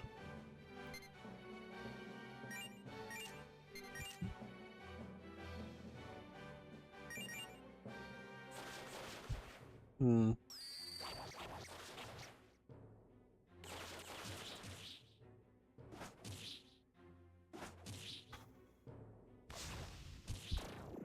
I mean, I would say the best entry point for Tenchu is probably Tenchu 1. It's difficult to play though. Like it really is. It was difficult even for the time. You can start with Tenchu 2. Bear in mind Tenchu 2 is a prequel anyway. The post-credit scene won't mean much to you if you haven't played Tenchu 1. It's supposed to be like an interesting twist.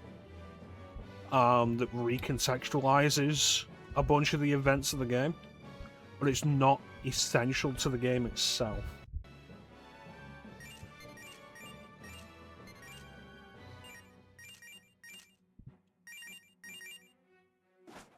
Tenchu Z on Xbox 360 is probably fine. It's completely disconnected from the Tenchu story.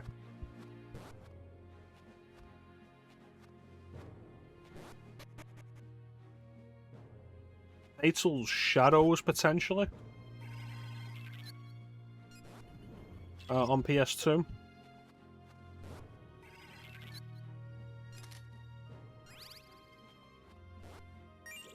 Yeah, I would say the best point is either Tenchu 1 or Tenchu 2. Wrath of Heaven, which is like the classic Tenchu that plays the best, like undeniably plays the best. You will be very lost in the plot without having played either Tenchu 1 or 2. You can kind of skate by if you haven't played Tenchu 1, but you do want to have played 2 before checking out Wrath of Heaven.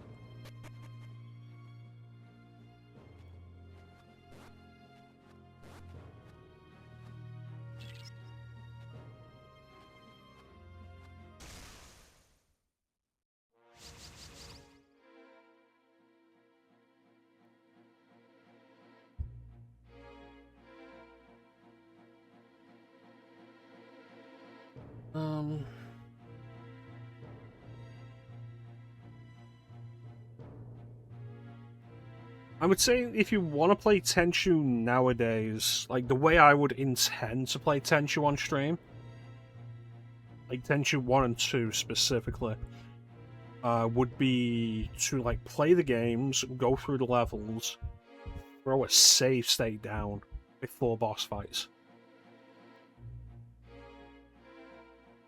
Because the combat of Tenchu isn't great, and the games don't teach you a lot of the combat nuances.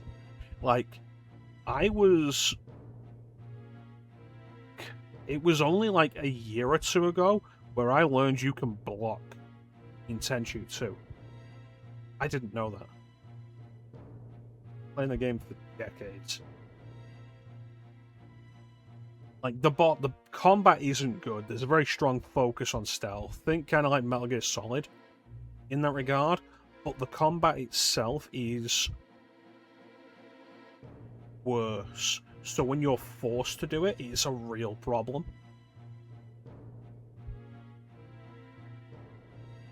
Like, with practice, you could probably get the block down and, like, do well with it and such. But I would absolutely recommend throwing save states down before bosses, just so they don't ruin your entire run through a level.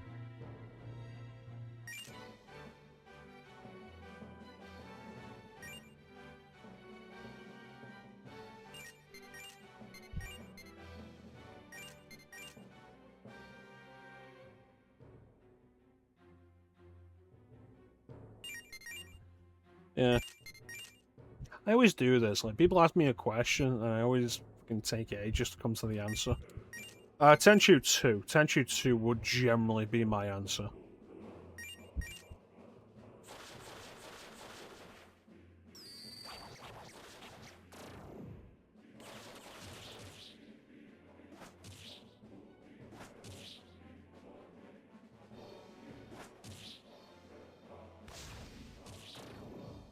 That went pretty well.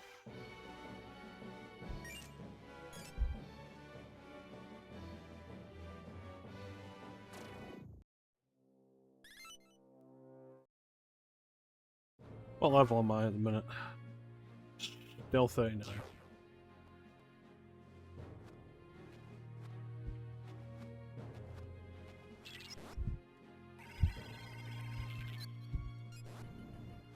Yeah, for all of its flaws, I do really enjoy the Tenchu series. It's absolutely a classic series that I lament has really died.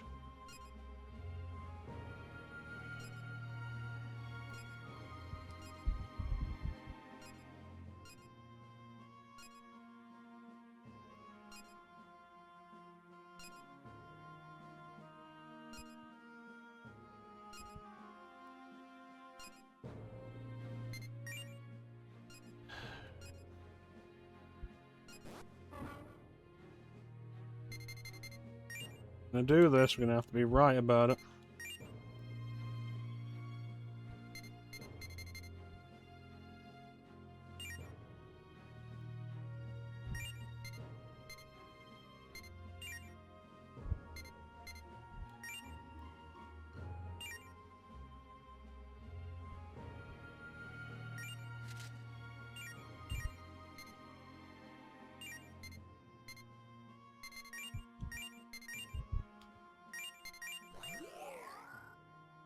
I think something also worth considering would be the Shinobido games.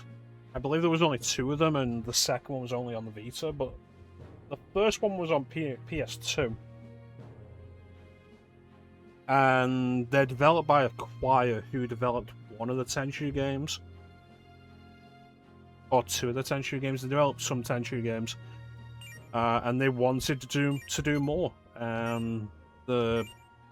The license was taken away from them.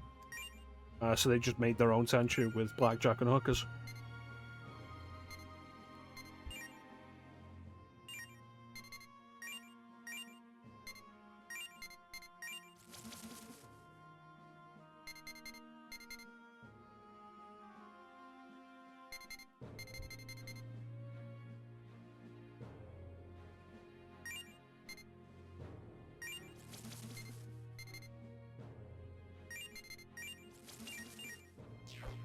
Alright, let's do this.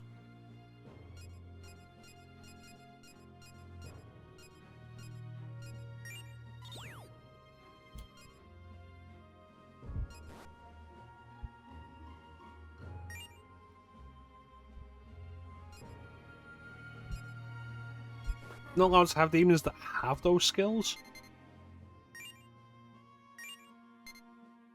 Not you.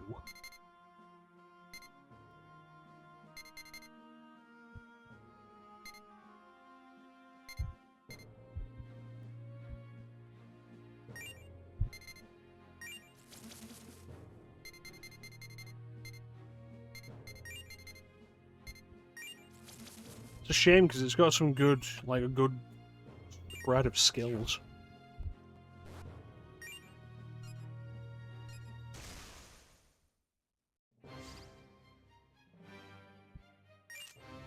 Right.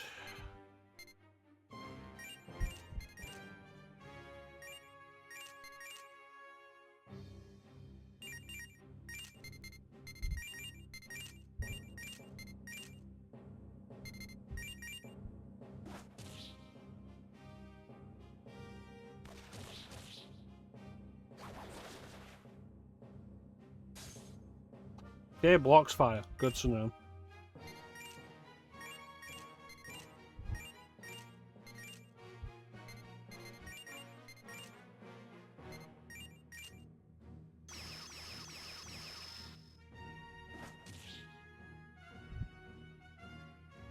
twice, Black Frost.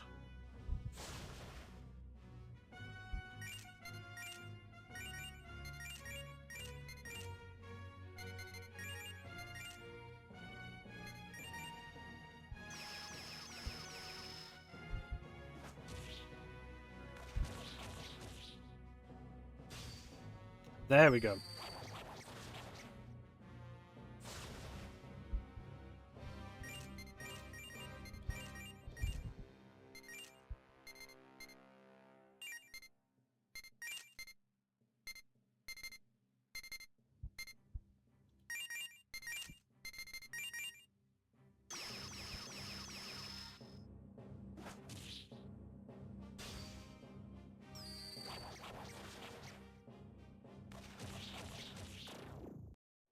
Nice.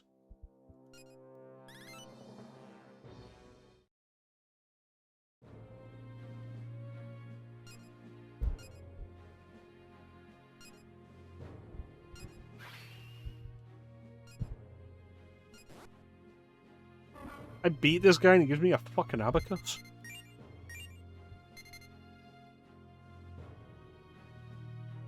Beating this guy's made me chaos again.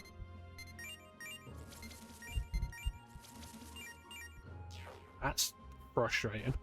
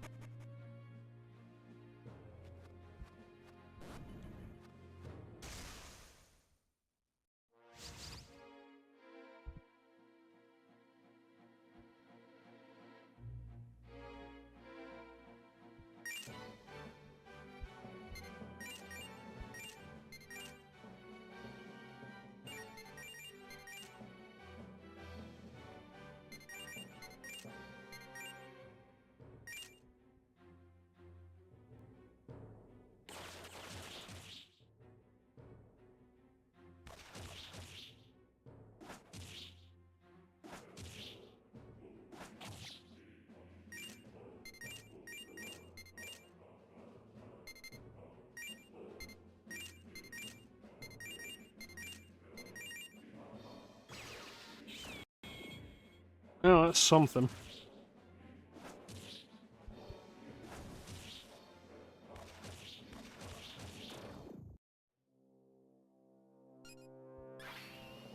Excellent. Get rid of Spriggan.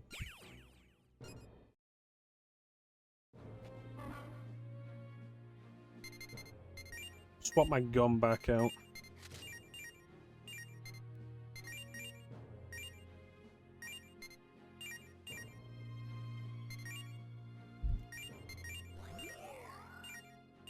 What can I get rid of Spriggan with?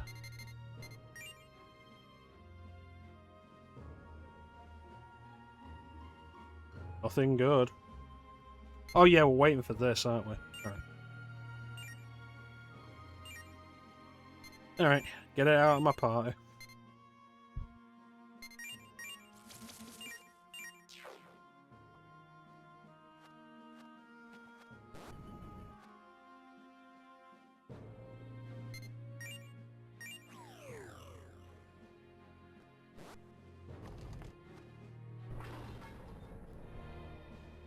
Bunch of stuff we can do.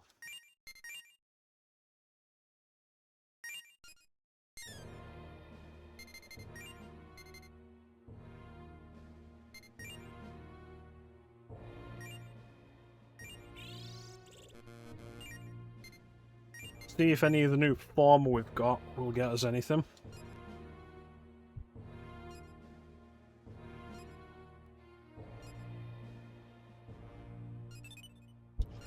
Cool.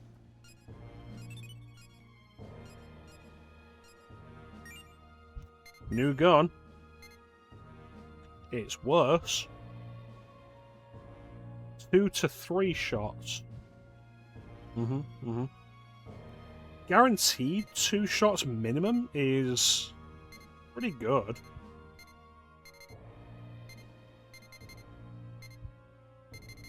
Look at this. 53, 54, 60, 94. 96, 98, 98. I'm currently sat here on 63 as well.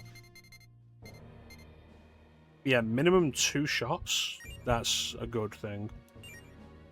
What's crossfire? Gun damage all foes. Alright.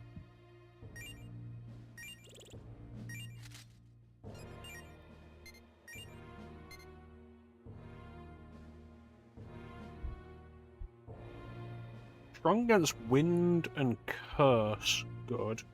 Weak against gun is a little awkward. It's weird how many enemies can just turn out to have gun.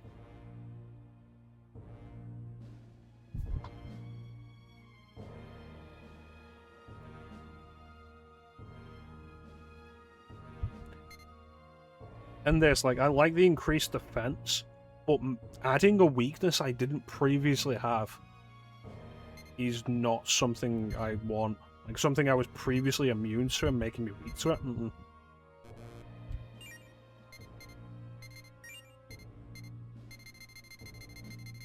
Right, what do I need for this?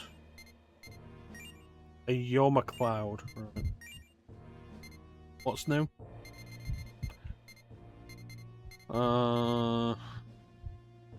No.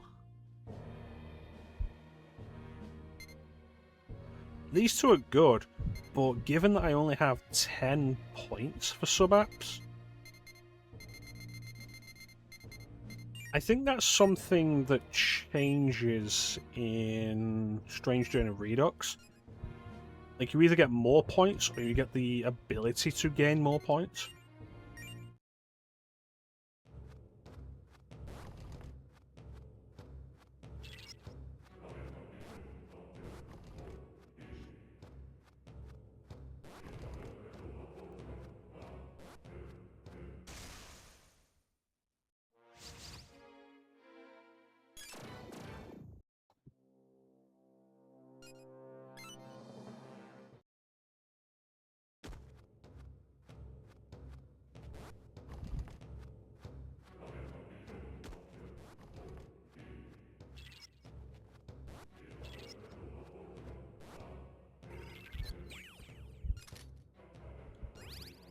Here's hoping that gives me something good.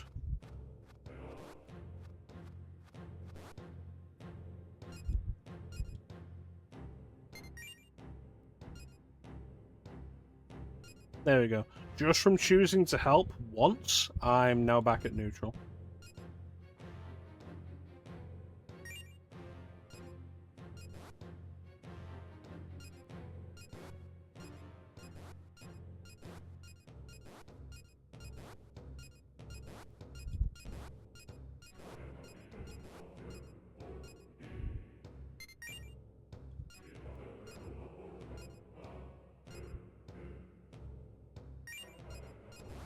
And let's do it one more time.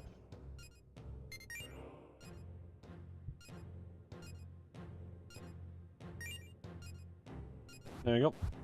Yeah, you can use this to just change your alignment to whatever you want. Interesting thing with this game, though, the alignment lock isn't like entirely just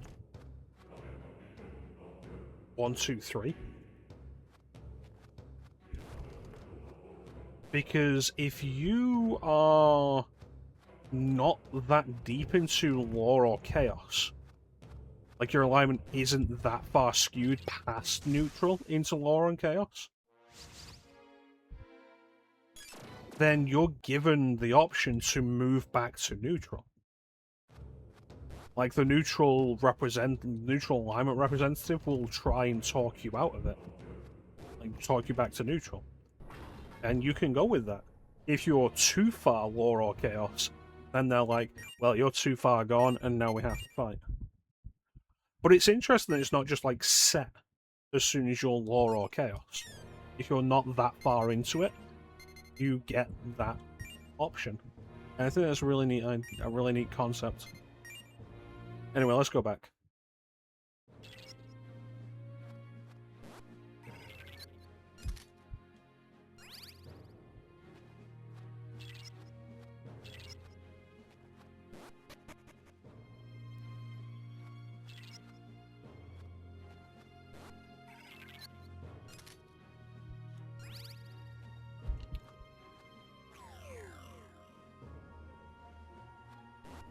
This place is so large, and we found more than one shortcut already, which is like, we know when they're done, and we have more than one shortcut.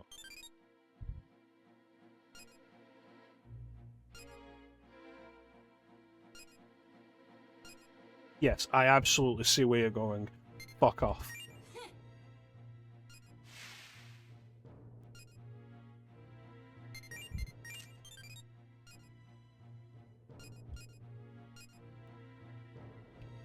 Come with me, and you'll be in a world of pure imagination.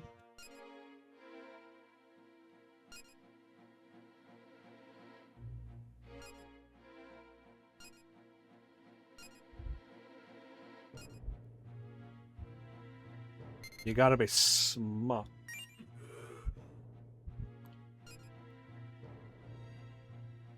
If that's so, then why am I still alive and there's a mountain of demon corpses behind me?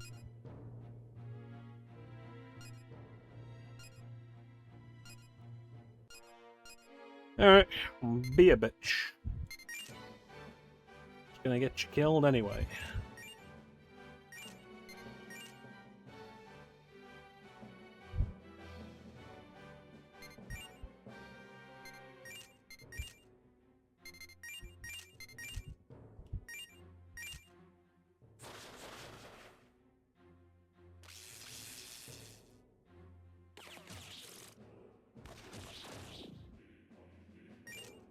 So, Clem.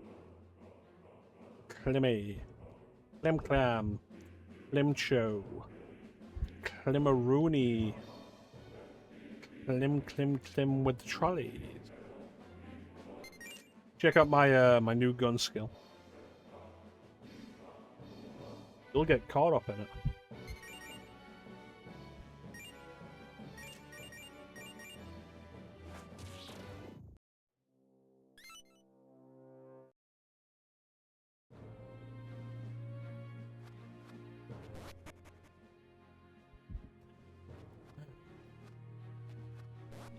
Excellent.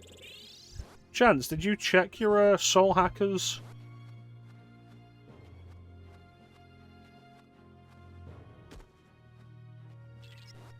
To see if it had rotted away? I feel like given that you were opening it from sealed, probably should have been like, oh yeah, no, absolutely, we'll get this on stream so it can be recorded for posterity.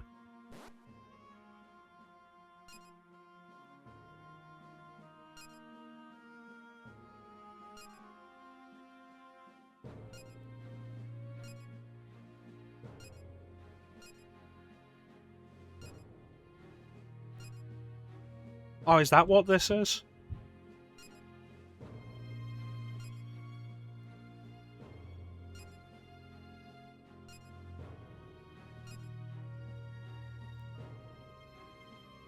One side pushes you towards chaos, one side pushes towards more. Chance, did you answer me though? Chance. Tom. Chance M.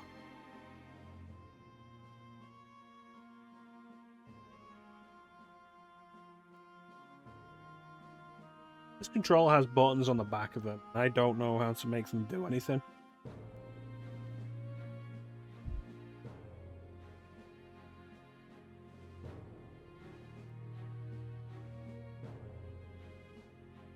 Did you end up opening your soul hackers? Is it still functional? And when's the full playthrough? You did not. Fair enough. Yeah, I was thinking about it. It's like, yeah, no, I was joking about getting you on camera for it. But given that it's a sealed copy of Soul Hackers, which at this point is over 10 years old, might not be a bad idea to record that for posterity, whether it's on this stream or just generally.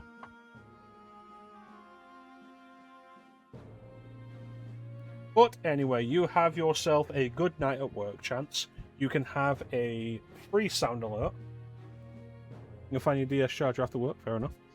Let's play a sound alert for Chance.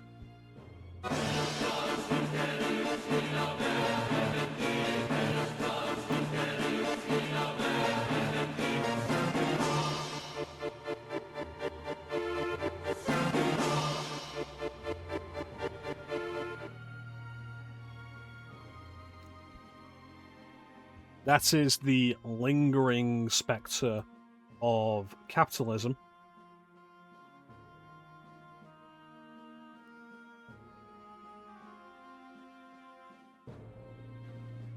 Sephiroth is your workplace. The dread that will destroy you all. No. If you guys are gonna fuck me around with my alignment, you can suck my dick. Suck my meaty peen. Yes. Have a good dead, everyone. You have a good dead too, Chance.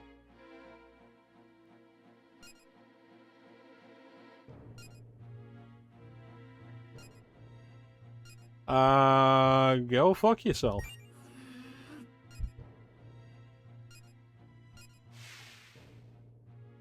Hey, Nelson. Take care, Chance.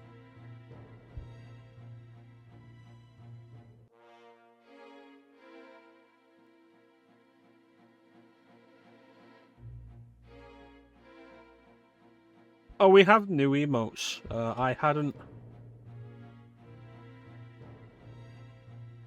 Oh, I didn't put the emotes on the Discord, on the stream.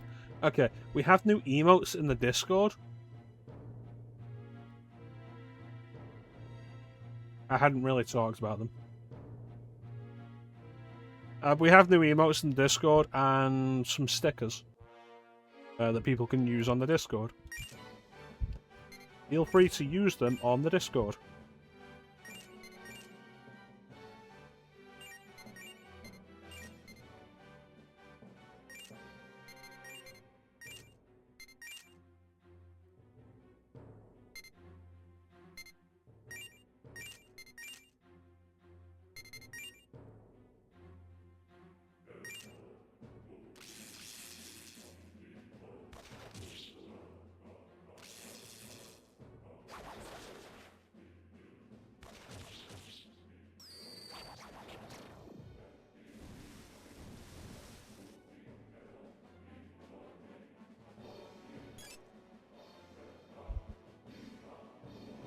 Bam, bam, bam. Oh, which one did you miss? I haven't streamed in like a week. Couple of reasons. It was very hot. Like we had a 5th heat wave last week.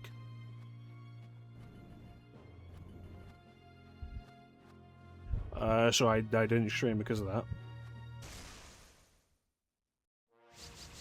And I was away over the weekend. I could have streamed yesterday, but I was tired.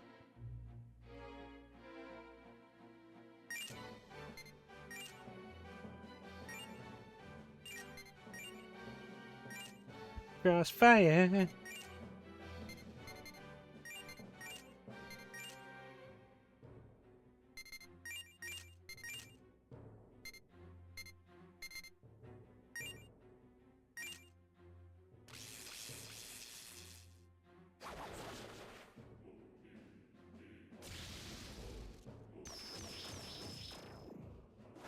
You'll get caught up in a crossfire.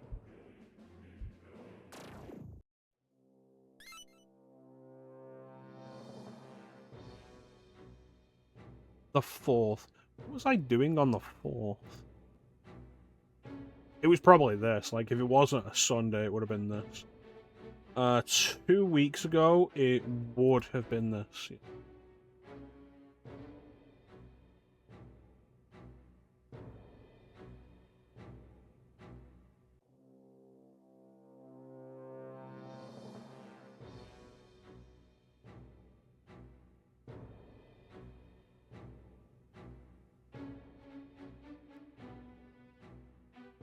Yeah, I finally uploaded the Climionism picture that I made years ago to the server as a sticker. Good old Climionism. Which one was it? The fourth, the second, the third, the fourth. Banjo-Kazooie. Right, I did that during the day, that's what it is.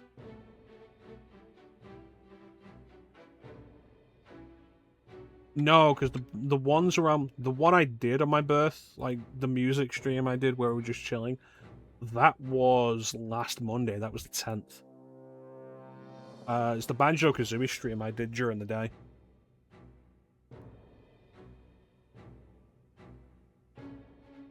That's the only one I did on the 4th.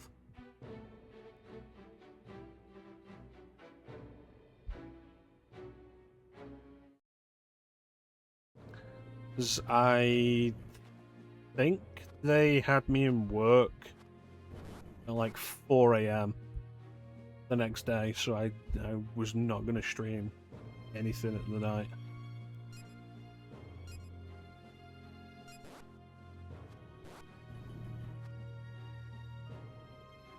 The top, I guess.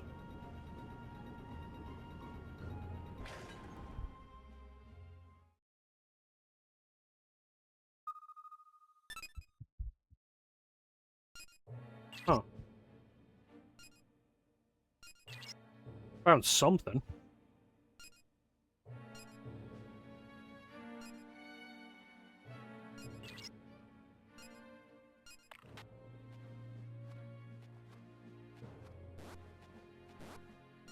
Yeah. I think, like, once I'm finished with Banjo-Kazooie, and I go back and properly finish up Vice City, I think I'll stop doing the daytime streams.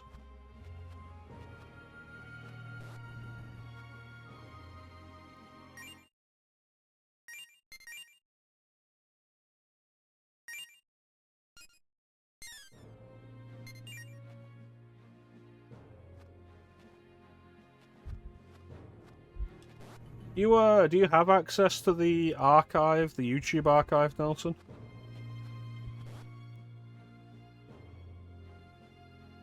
Ouroboros.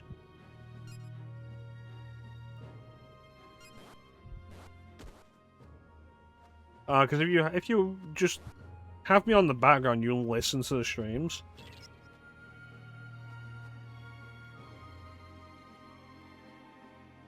You have a stream the weekday. The only guaranteed streams generally are Sunday because it's the only day where I'm just not in work. Guaranteed.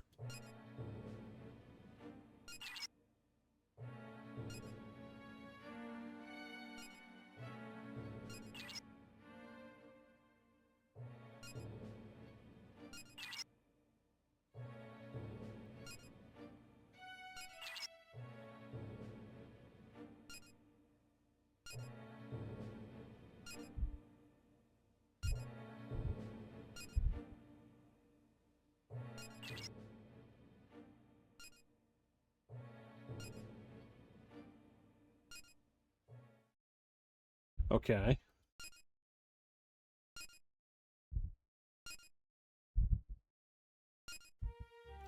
Well, that's concerning.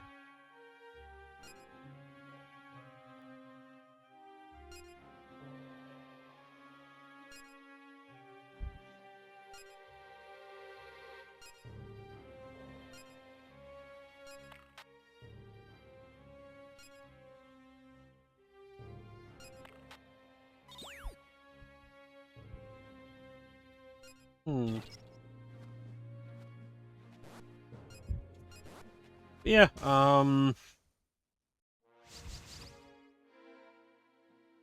expecting that. Yeah, if you, go through the archive, like, you're after something to just have on in the background. Check out the archive, probably find a lot of streams from before you started following us, Nelson, that might be games that would interest you and be interesting to have on in the background.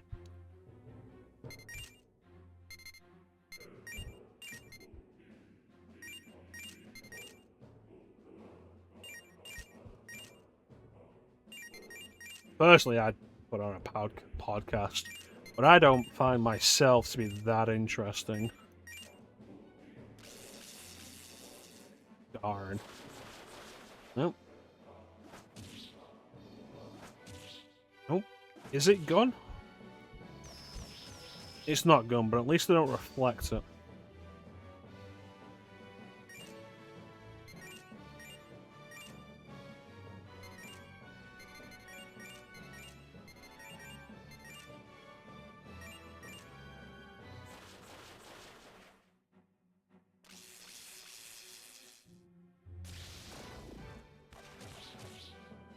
Hmm.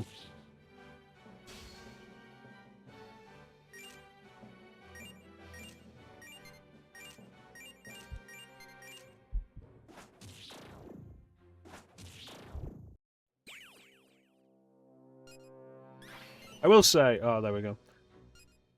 Finally. I will say, I'm absolutely looking forward to next year for streaming, because we're going to be going back to, like, not having a broad theme, and there's so much I want to do. No loud screaming or sound alerts most of the time. Most of the time, until I do this.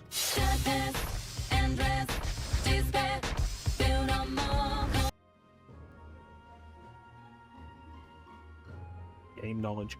Yeah! It's all I really have. Video game knowledge.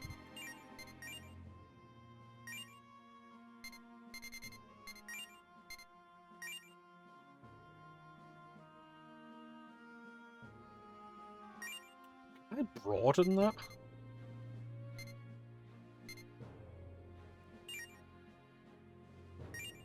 Hmm.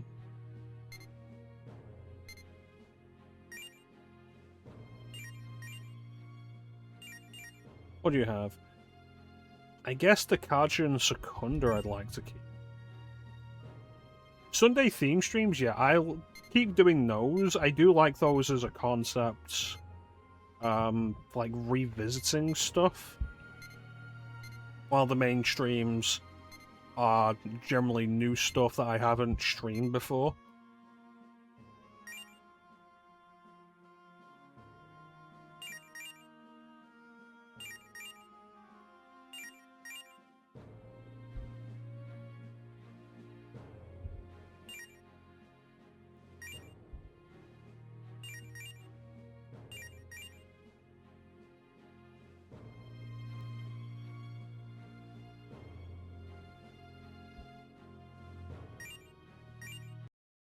Yeah, so I do like those as a thing.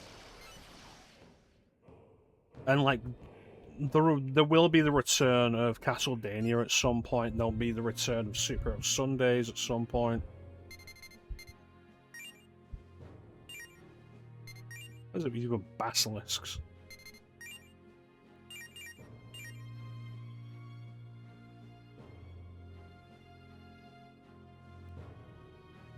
Start gathering a falling downhill.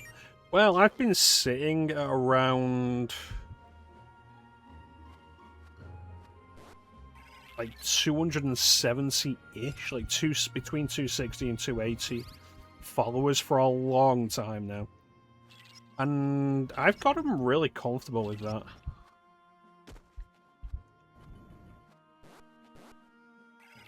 Like, I don't expect to ever hit it big, and I'm very comfortable doing whatever I want to do rather than catering to an audience. I'll admit, there was a point where I was like, okay, I want more views, I want to try and get something out of this. But also, like, I still need to be enjoying the streams myself.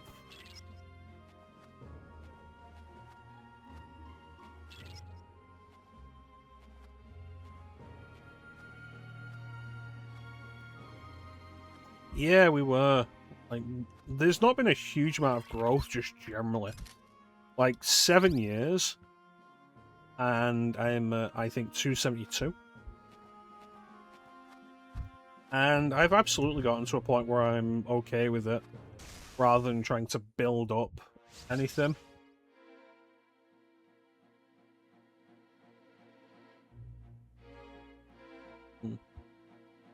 Yeah, it's the mature crowd and Clem. Because, like, yeah, I ain't paying my bills. I'm not getting enough money out of it to do much. Like, every now and then, a little bit of extra cash. That's nice. But, like, given this is mostly just my focus for playing video games, like, it's really important to me that I actually enjoy the experience of it.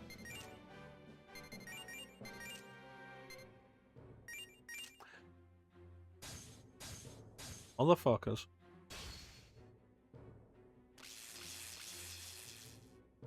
And, like, if I'm not, then why am I doing this as somebody who isn't getting paid enough for it? Like, I've said stuff before, like, if I was earning a living from this, like, if I was making enough money that it was paying my bills, like, all my bills, and leaving with, like, comfortable money after that, like, yeah, I'd sit down and do something like, hey, let's do Shadow the Hedgehog 100%. For you guys. But it's not. It's my fun time. And so with that, like, no, I'm gonna play what I want. I'm gonna enjoy what I'm playing. And here we are with this niche game, where it's not viscerally exciting, but I am enjoying the fuck out of playing this. Like, here I am, just like, going around like this. And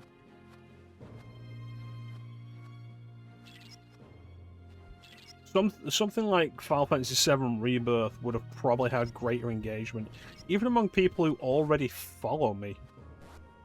Who follow me but don't often come into the stream, like, oh, Final Fantasy VII Rebirth. And I'm enjoying this so much more than that.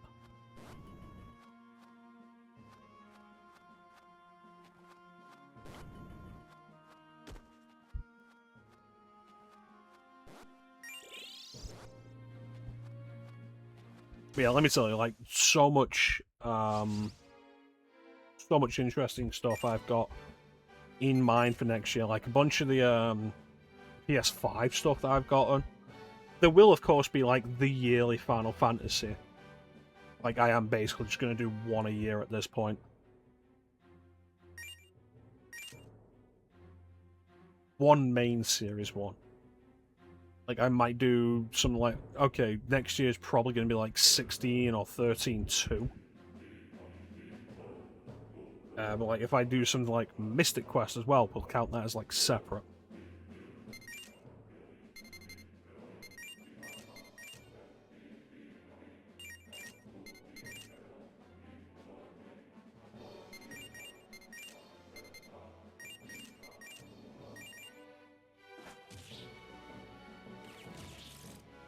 But yeah, I've got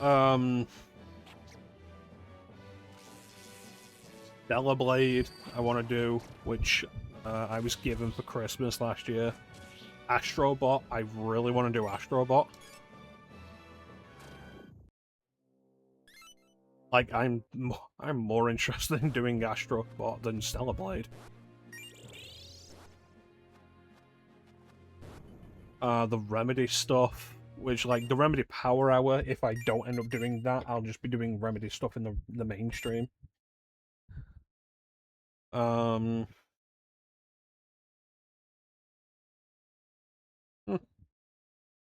Astrobot promises to tickle my nostalgia, and it's very rare that that actually happens anymore. So I'm super down for it. It's supposed to be a really good platformer anyway, and I want to be more into 3D platformers. Yeah, it better be fine. I say it's fine. It's my stream and I say it's fine. So it's fine. Because I say so. No, it looked like it was pretty fun. Um like if it was just pandering to nostalgia, I wouldn't bother, but I've heard good things about like really good things about it and it's supposed to be pretty fun. Like I say, I want to get back into 3D platformers. Like Sly Cooper, I'll probably do next year. I'd like to continue with the Crash games with the Wrath of Cortex is the next one. Spyro 3 is the next Spyro game for us to do. And like a bunch of other stuff. More Silent Hills, Resident Evil stuff. We have an ad coming up, we have to run this ad, so we'll be right back.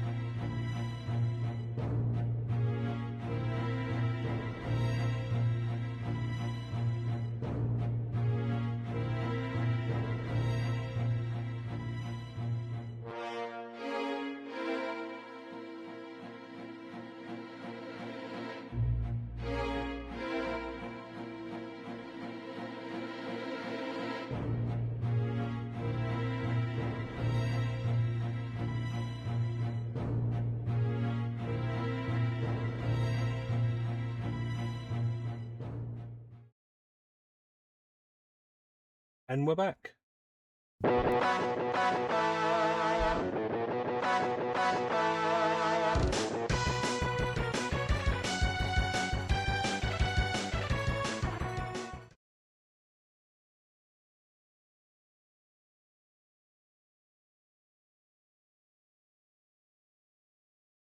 Let's go.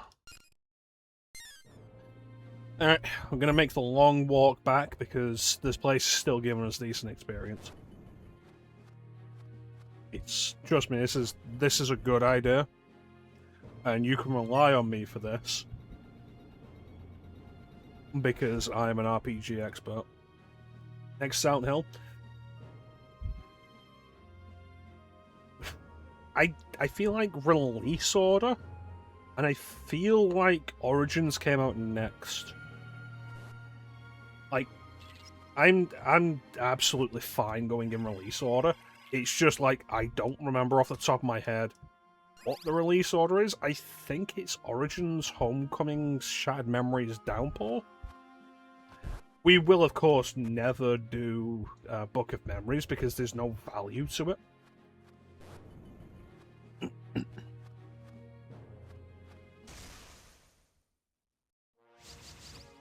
It's like, if you're desperate for me to stream Silent Hill Book of Memories, I will get Clem to do Diablo 3 co-op with me. And you can just hit yourself on the head several times until you are barely conscious. And it will be a close enough simulation of what Book of Memories is.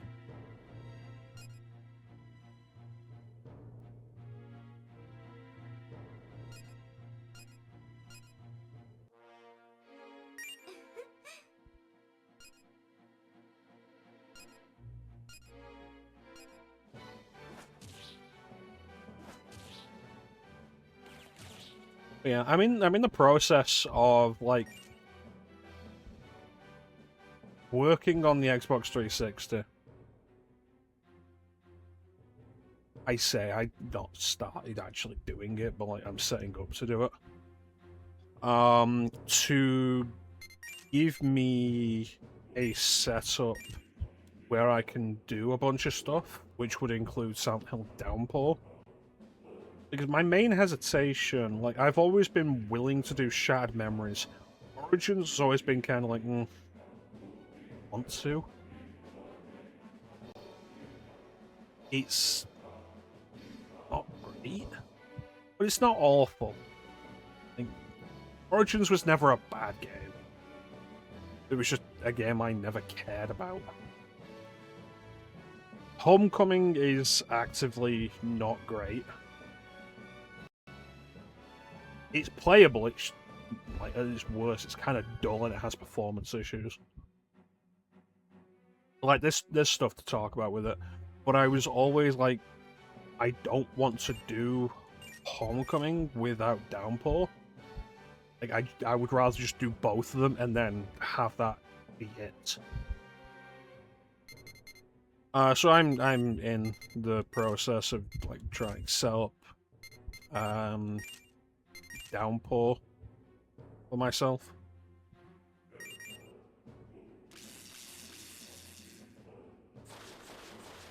And so like that happens, that's successful, and I'll do Homecoming. And that'll be all of the old Silent Hill games that matter.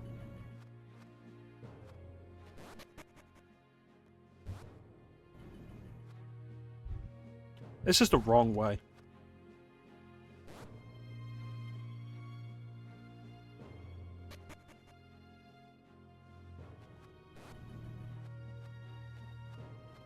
Yeah, I would like to continue going through like the Crash games.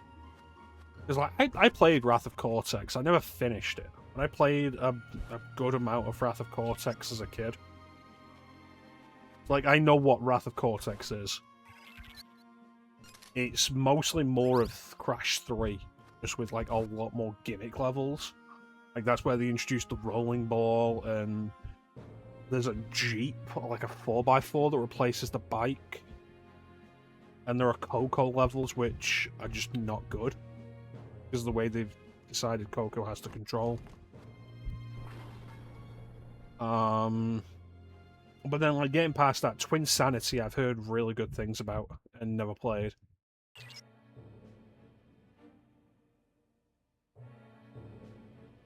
And then, like, after that,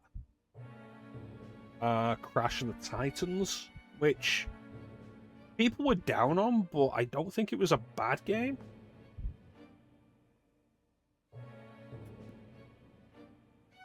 I know a Mutant I've heard is a bad game. And then, like, there's the handheld Crash Bandicoots, which, like, I'm not against doing the first two handheld games. I've beaten Crash Bandicoot 2 Entranced before. on GBA. I think it's pretty solid.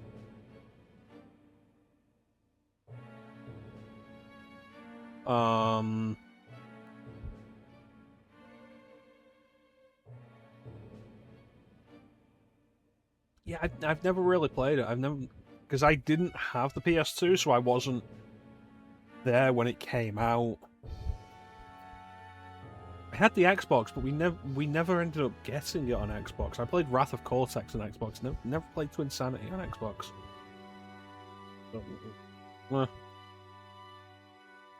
Just kind of passed me by. Spyro. You need to do Spyro Year of the Dragon, which I think it runs like it's a similar thing. I feel the same way about Crash 3 and Spyro 3 and Crash 2 and Spyro 2. I feel like the second games are the best of the trilogies because they expand on what the first game did in really strong ways. But they remain like focused on their platforming idea. Like they're very focused on still being platformers. Whereas I think the third games are desperately trying to seek something new and get caught up in gimmicks. A bunch of gimmicks.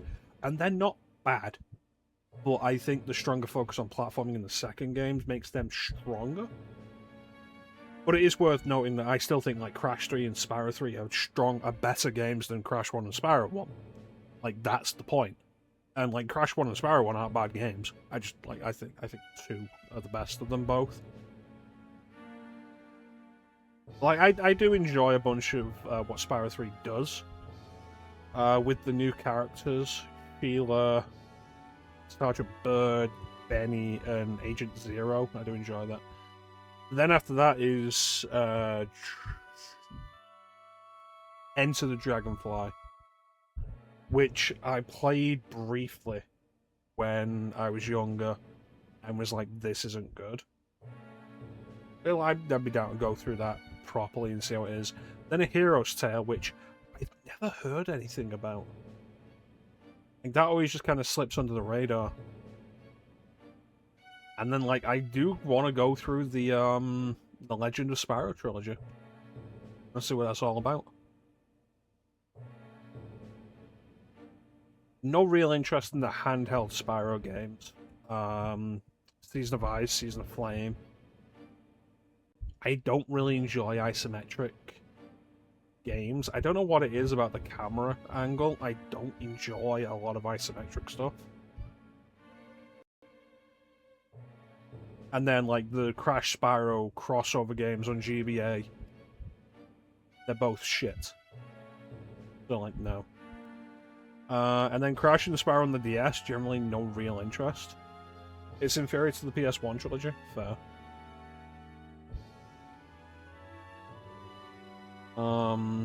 The Crash games on DS, there's Crash Boom Bang, which is a party game. It's kind of like Mario Party.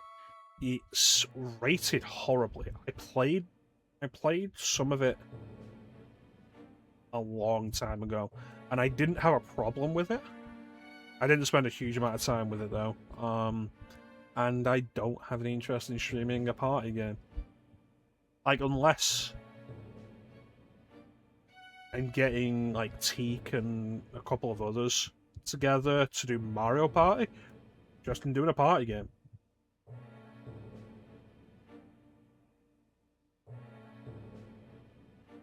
The DS version of Crash of the Titans is kind of interesting because it's a 3D DS game, which is kind of neat.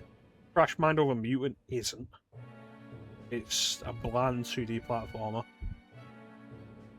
I think that's all the Crash games on DS. Spyro. Shadow Legacy is shit, you are right. Curiously though, Shadow Legacy is also like the last original continuity Spyro game.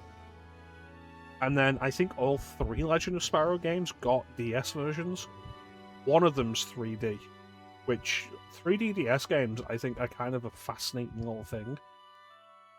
Because like early on, the DS launched with Super Mario 64 DS. And like I was always kind of taken with Super Mario 64 DS, like, hey, the DS, here's this new handheld we have. It can do 3D, like big 3D open platformers. And then a majority of the DS's library is 2D stuff. So I always have kind of a minor fascination with 3D stuff whenever it comes around.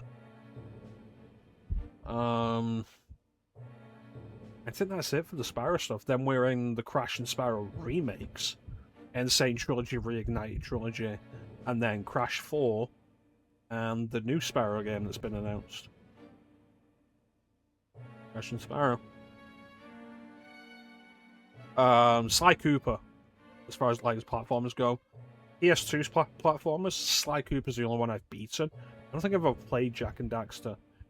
And I was playing Ratchet and Clank on Vita years ago, and I never got that far in it. I don't really have a good reason why, I just kind of stopped.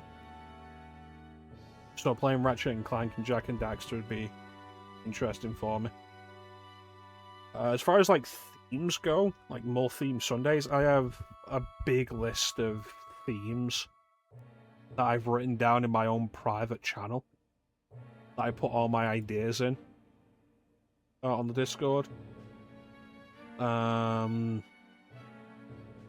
Sunday Night Disney, where I'd play a variety of Disney games that would interest me. And that'd be all sorts, like games based on movies, NES games, Super Nintendo games, games based on like cartoon series, like Goof Troop on Super Nintendo. I'd probably spend some time on something like Buzz Lightyear, Star Command on PlayStation, yada yada yada. Like various stuff. It wouldn't cover Kingdom Hearts. Shooter Sundays, which would be the Sunday equivalent of daylight shooting time. The Remedy Power Hour, which would be like the Remedy games from Max Payne to Alan Wake 2. Arcade Weekend, where I would just be playing arcade games for a while. That probably wouldn't hold my interest, though. Sunday Night Scares, which would be like we're specifically playing horror games on Sundays. Sunday Sandbox, which was the idea I had before I started doing Summertime Sandbox. Unfinished Business, which would be specifically about going back and finishing games that I didn't finish on stream. I started but didn't finish. Sunday Night Power Slam, which would be specifically me playing wrestling games. Mecha Tours the World, which would be me playing the Hitman World of Assassination trilogy, where like each session would be a different level. And it's like we'd finish the level, like we'd kill the target before the stream be over, and then we'd go back in and find other ways to do it. If you've not played the World of Assassination trilogy, it's really good for being like very sandboxy in that, like a very contained sandbox, like multiple ways to do a lot of stuff. Suda Sundays, where I would play through like Killer 7 and Shadows of the Damned, No More Heroes, probably some of his older stuff like the Silver Case and whatnot. Tomb Raider, where I'd go through Tomb Raider games. VR Night, where I'd just like playing through VR. Like whatever. Chrono Chooses, where I would just be doing whatever I want, which wouldn't apply to next year because that'd be the mainstream anyway. Stabby Sundays, where I would be doing Assassin's Creed on Sundays. Saturn Sundays, where I'd be playing only Sega Saturn games on Sundays. And Series Sundays, which would be my blatant rip-off of Teek's Franchise Fridays. And like those are the ideas I have written down. Are Real Monsters? That's not a Disney show, is it? Isn't that Nickelodeon?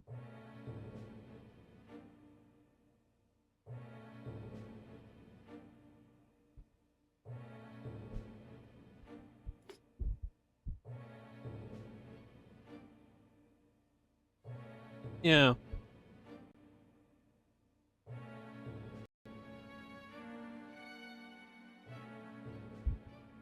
I think one of the last good ones. I don't know, like, I enjoyed early Fairly Odd Parents.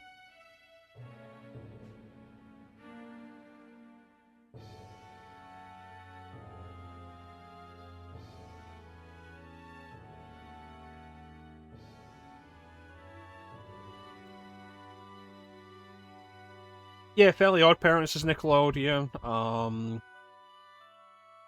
SquarePants is Nickelodeon.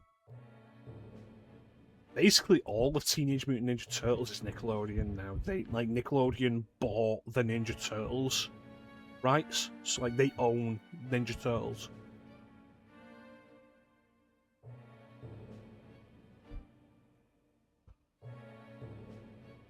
We could do a Nickelodeon themed run on Sundays. Phineas and Ferb is Disney. Yeah, Phineas and Ferb's really good. I will absolutely make a point of Phineas and Ferb. SpongeBob, I never really enjoyed SpongeBob myself, but I concede that there are moments of SpongeBob that are genuinely really funny. One I always think of is where Patchy's the pirate, who is a live action character, is hey, welcome in. So says to the guy, hey, welcome in. Did you see SpongeBob? I think his invitation might have gotten lost. And then it cuts to SpongeBob reading the invitations, unfortunately, whoever sent this to us doesn't understand the restrictions of living underwater, and all the ink smudged and washed up, so he can't read it, and he screws up the paper and throws it into a fire. And it's funny in the same way as that episode of Futurama where they find the lost city of Atlanta. And Zoidberg, when they're leaving, Zoidberg intends to stay, but his house is burnt down. Bear in mind, they're underwater.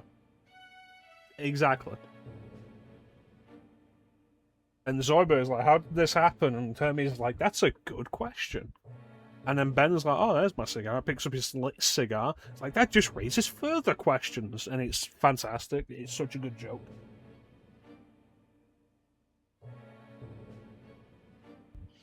Yeah, I could do Nickelodeon games, but there's not many that are actually good. If you told me to name a good Nickelodeon game off the top of my head, it would be SpongeBob SquarePants Battle for Bikini Bottom. And that's it. I would have to research, try and find another good one. And I guarantee you it wouldn't be one of the old ones.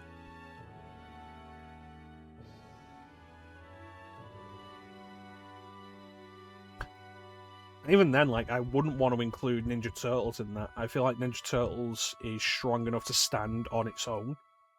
It's hey, let's do a Ninja Turtles theme. Thanks for joining us, Clem. You have yourself a good night, and tonight's the night you get the 300.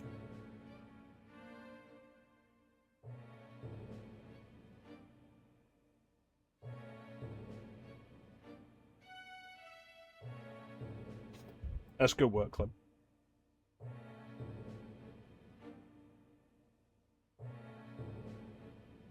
I should have paused this. There's at least one Hey Arnold game, I believe, on Game Boy Advance. It might be a time for the movie. The Hey Arnold movie. GBA was dumping ground for a lot of shit like that. It's there is one Daredevil game. It's based on the movie, it's on Game Boy Advance. Which is still more than Wonder Woman ever got.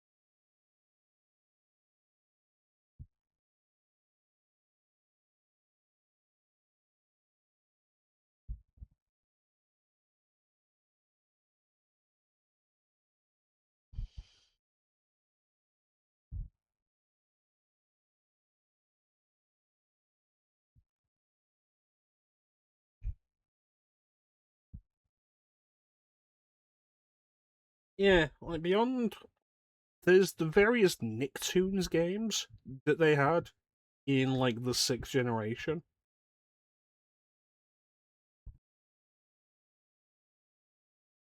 which would usually be a crossover between. I feel like SpongeBob was always there, Fairly Odd Parents was always there, and Danny Phantom was there for a bunch of them, I think.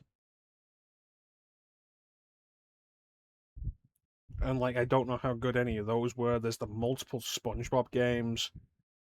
I think there's a Jimmy Neutron game somewhere. Pretty sure there are. How many of the actual SpongeBob games are worth playing, I don't know. Like, I know Battle for Bikini Bottom is really well regarded, and I enjoyed what I played of it back when we did it for the Sunday showcase years ago. I remember playing a demo for the movie game, the first movie game, and thinking that was quite enjoyable. Whether it holds up full playthrough, I don't know. But SpongeBob games have also been continuing to go, which has always been crazy. I feel like a lot of them are considered subpar. I know a friend, Revenge of the Flying Dutchman is considered real. I think that was one that came out before Battle for Bikini Bottom. Yeah, I don't know if there would be enough Nickelodeon games that I'd be willing to play to make a theme out of.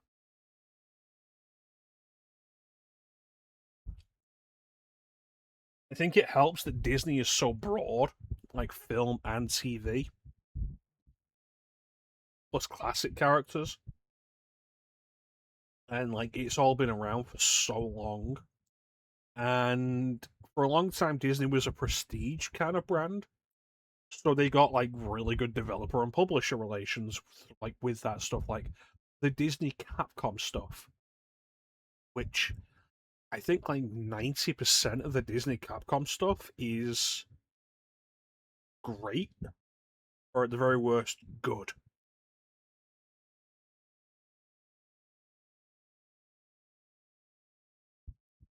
I think like the worst of that's probably Tailspin.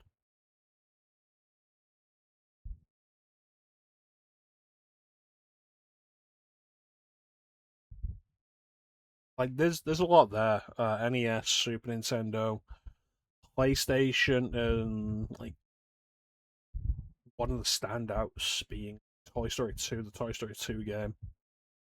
I remember the Tarzan game on PlayStation being pretty fun. Um,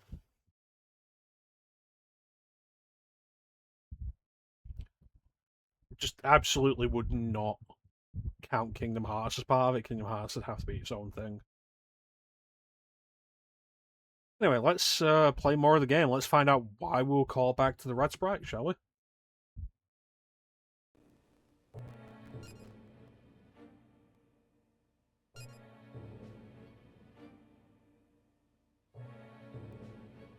What's this about a new mission?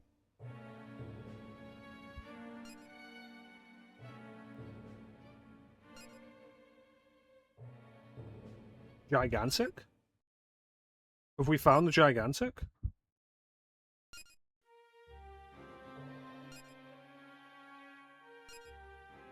Only one unaccounted for.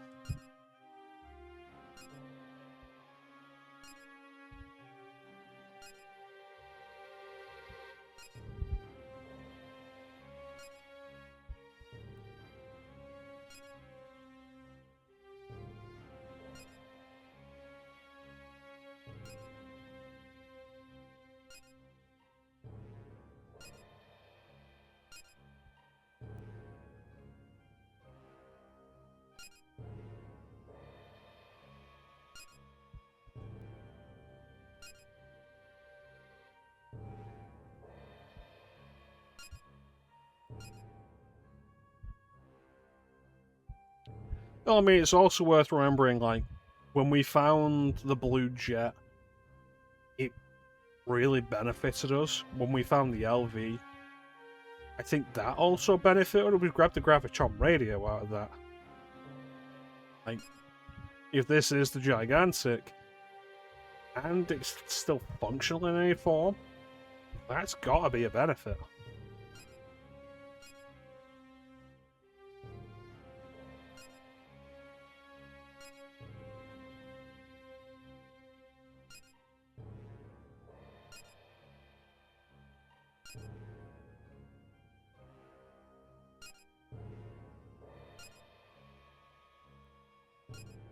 And Clemenes continues to be needlessly antagonistic. The point where, like, given that he was basically like this since we started, before shit went wrong, you gotta wonder how he was accepted on this mission. Like, it's not even as though he's broken down as things have gotten worse. He was really always like this.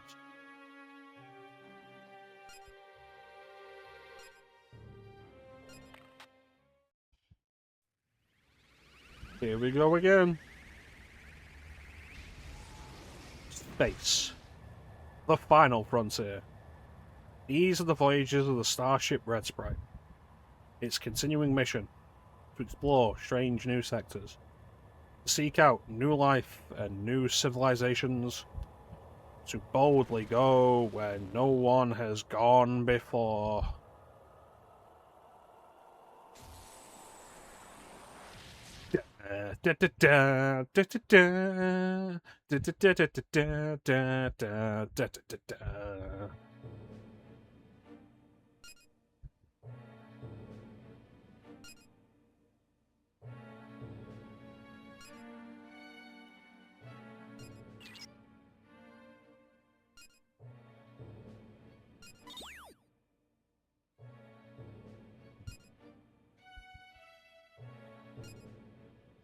Alright, let's go check them out.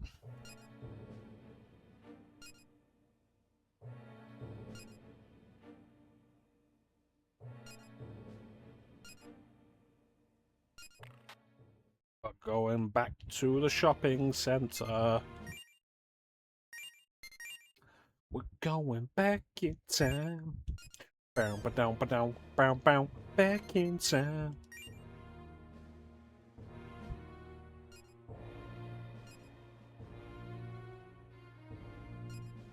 Yeah, hopefully Holocaust didn't have a brother.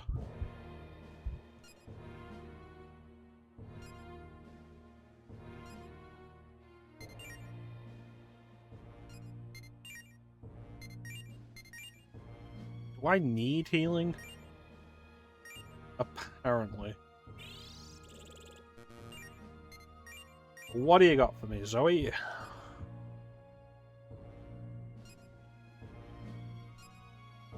Well, what if their communications relay is damaged?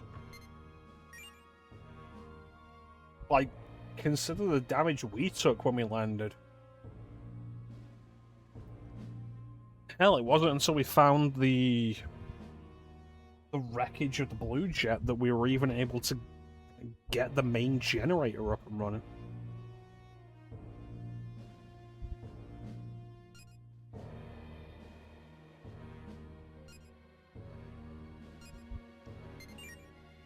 I feel like everybody's being very pessimistic here. And it's not... I feel like it's not entirely warranted.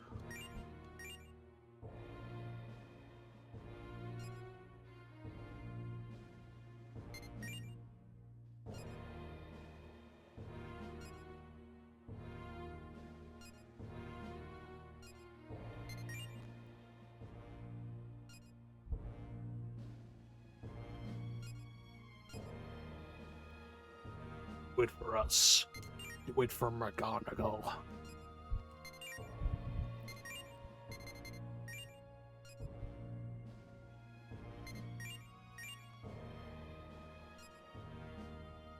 Talk.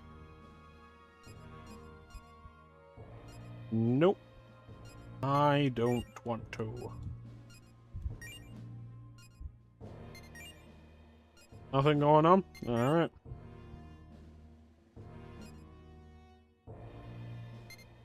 Dude, I don't know. Given how much we thought we were prepared for this, and how badly things went, immediately, like, even with the data we've collected, there's still so much we don't know. I think there's no good basis for assuming that the joint project plan will work.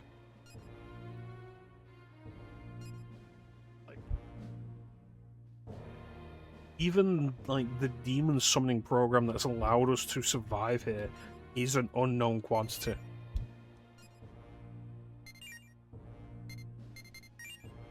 Alright, here we go. So they said 4th floor, right?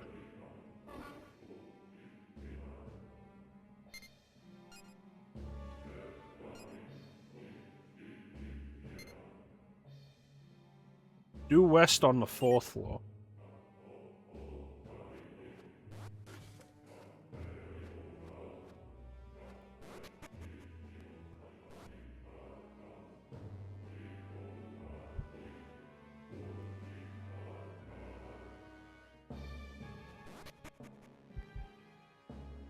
Yeah, let's get to those stairs. It'll probably be a better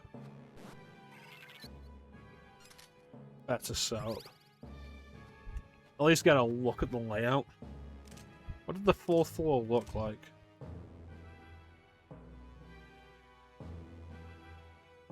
Mm-hmm.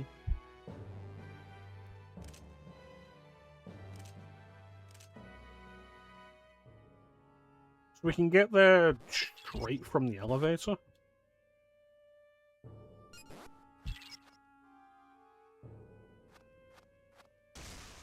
Alright.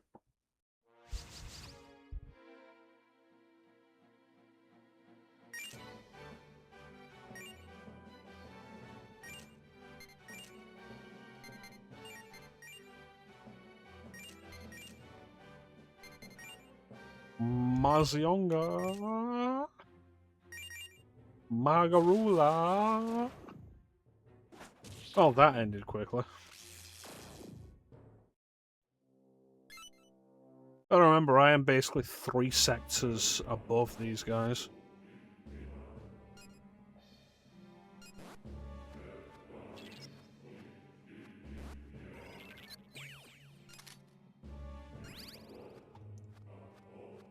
I don't like the idea that these demons could potentially resurrect other demons if they have enough power.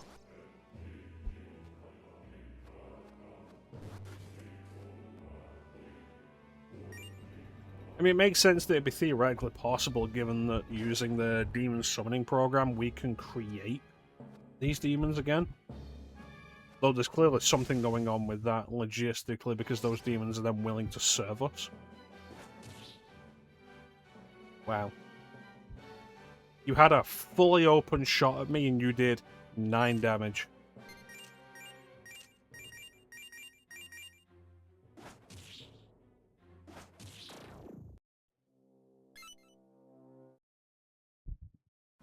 Okay.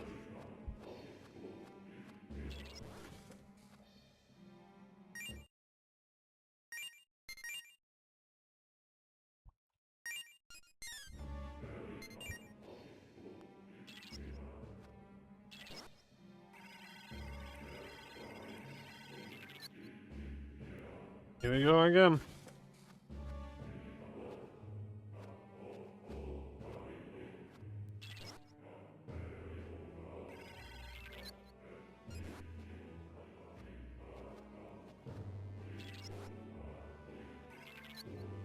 Hmm.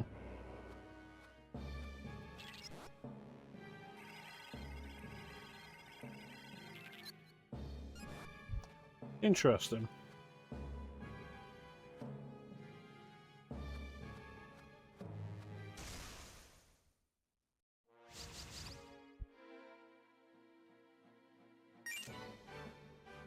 Not everybody with fire on them.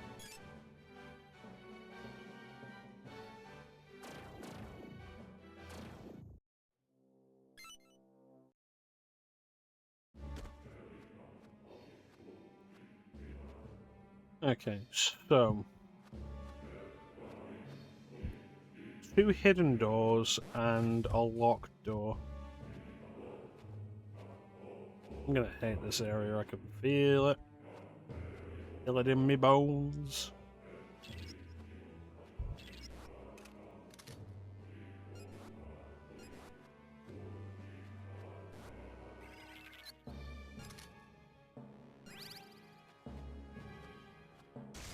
Can you believe I didn't enjoy dungeon crawling before this? Look at me now, Ma.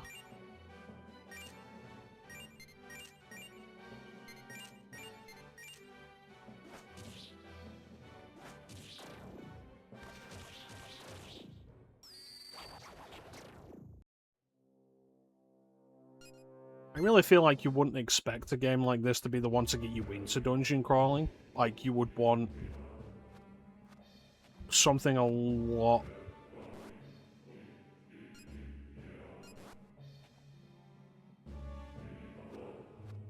more gradual, maybe. This is very like being thrown in the deep end.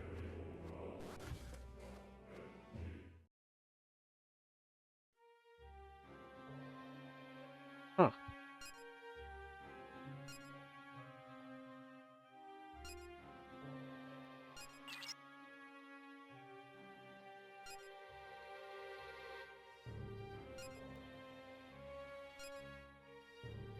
Isn't the gigantic?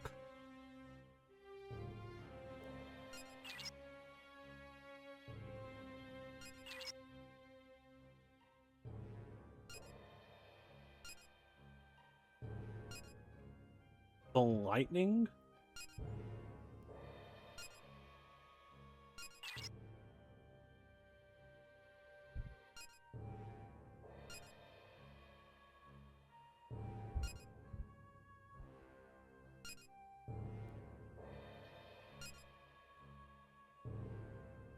Yeah, private corporation, that...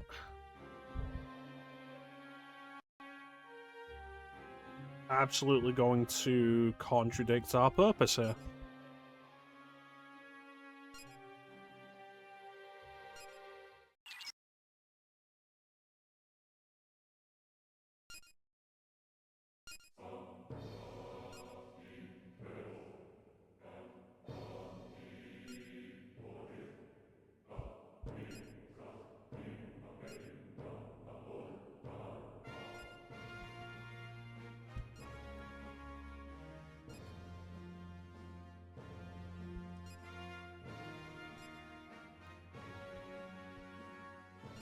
Okay.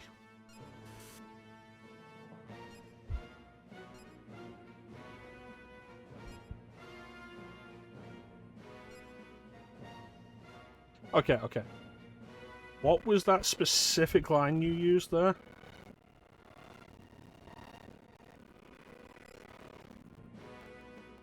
High-risk situations. Okay, fair enough. But high-risk, potentially delicate negotiating situations? Jimenez?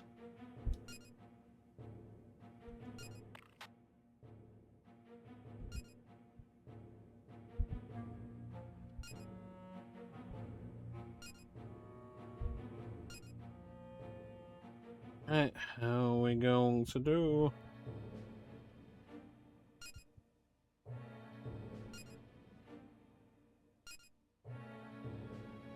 A black demonica.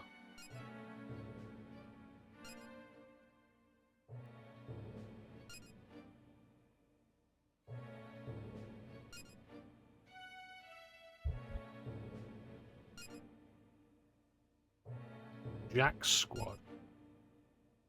Captain Jack.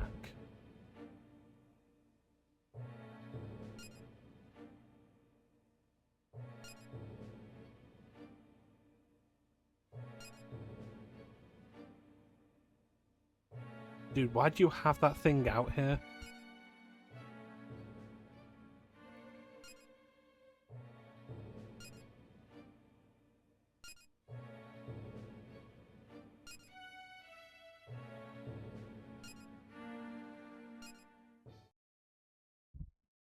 Yeah, you seem very well informed, plus you had what seems to be open access to our communications.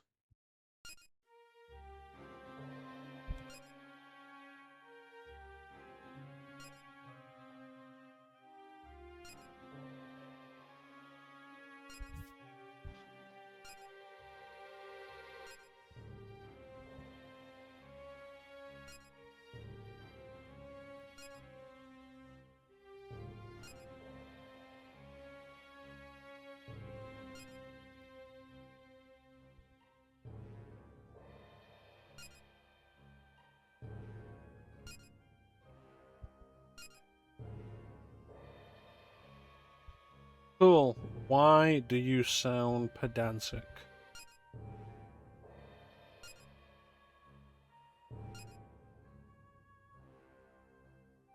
Yeah, you're here to profit.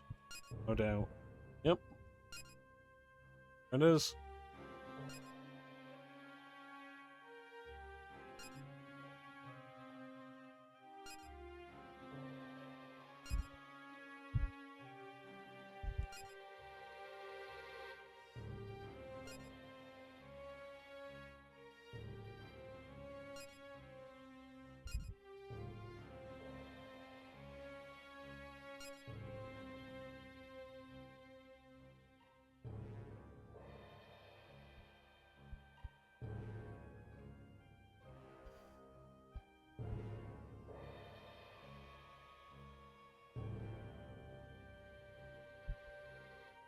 I don't trust anyone easily.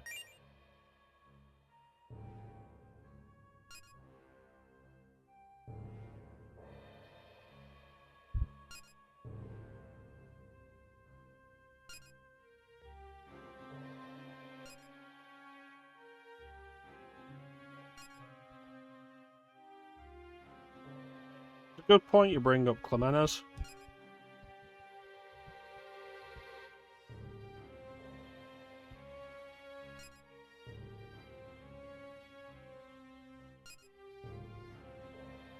Yeah, it's all well and good, but if we fail and the Schwarzwald destroys the Earth, you'll be dead. And then what good is wealth?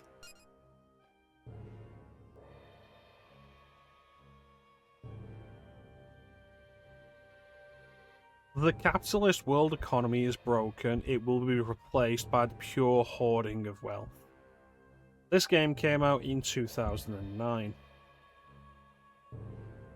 Prophetic.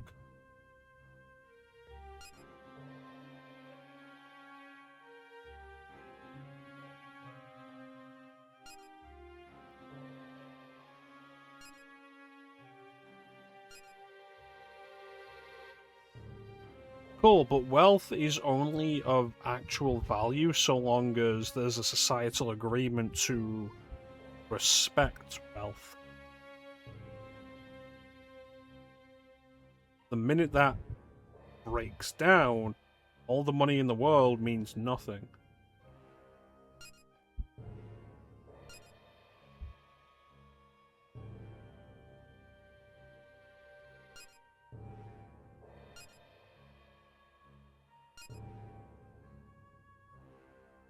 Hmm.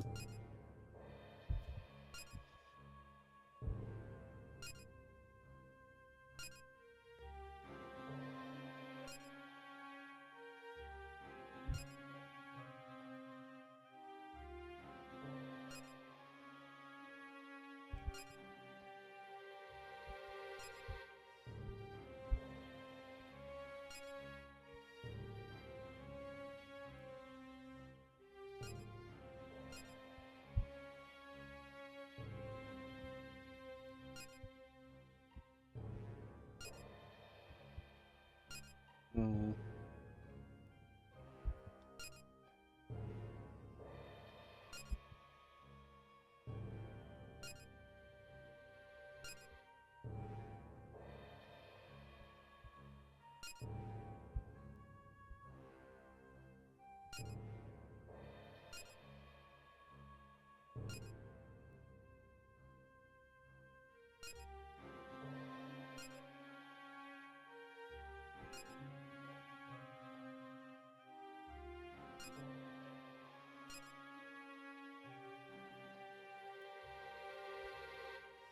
So you're the reason we couldn't progress that way.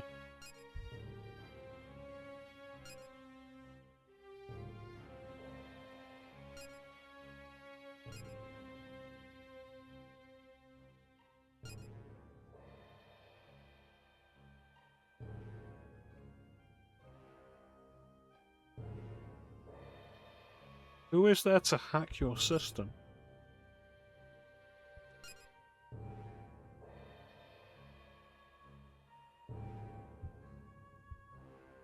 That in itself is concerning.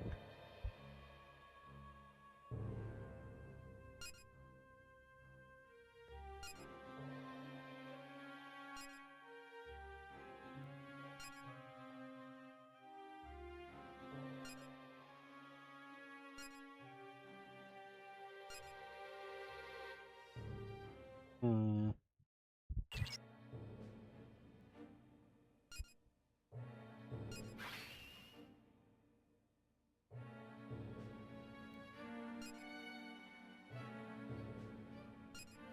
Not hostile yet, while we may prove of value to them.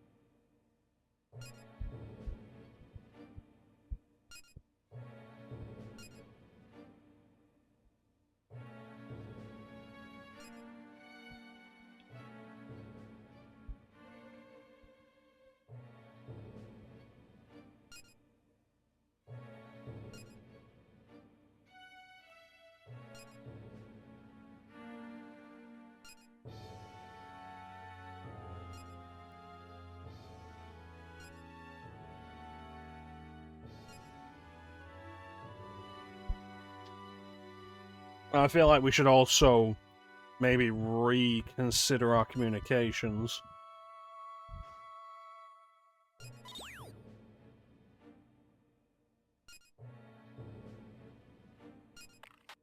Hmm.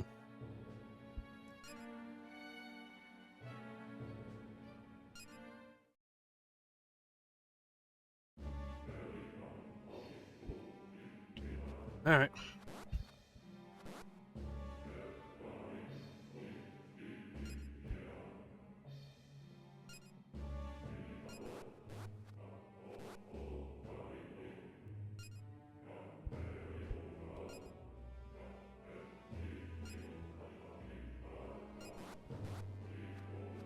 Sure thing, pal.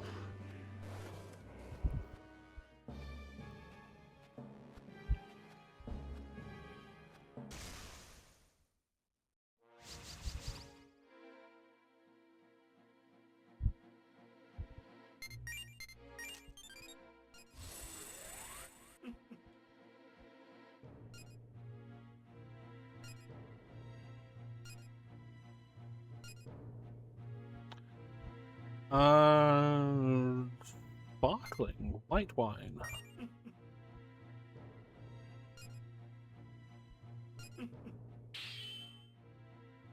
That was easy.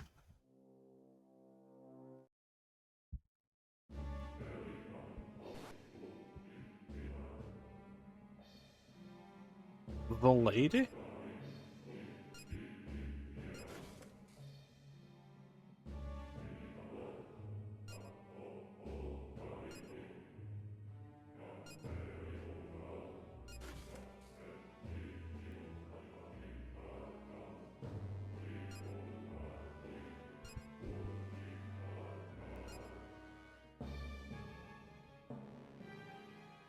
Uh-huh. I guess.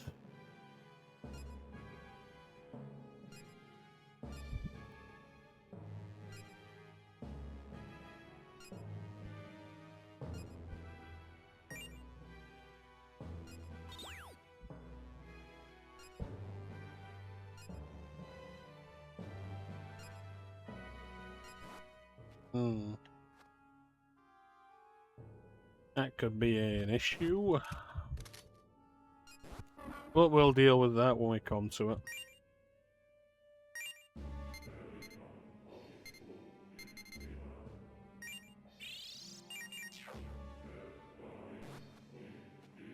There'll be a point where I start pushing through a bunch of the side quests.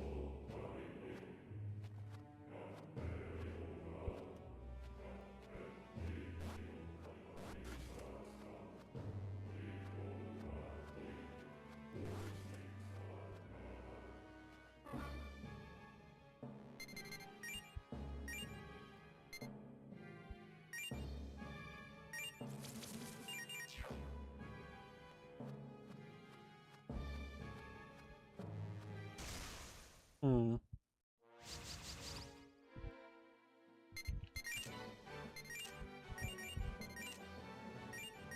See how all that goes.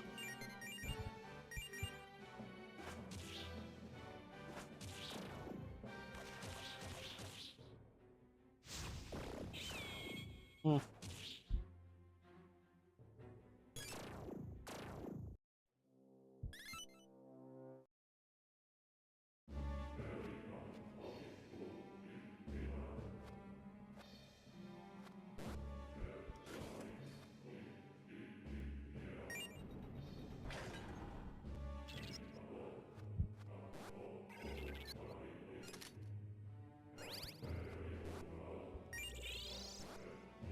I don't know.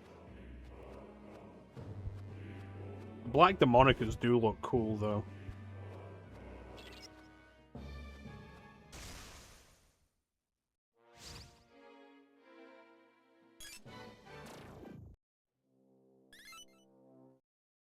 It's a really cool design.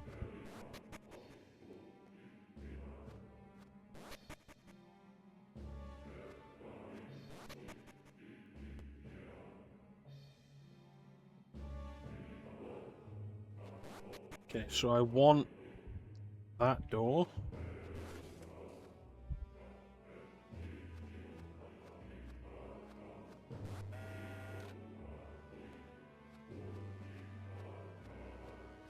There we go. And I want to check out that door that I couldn't open before.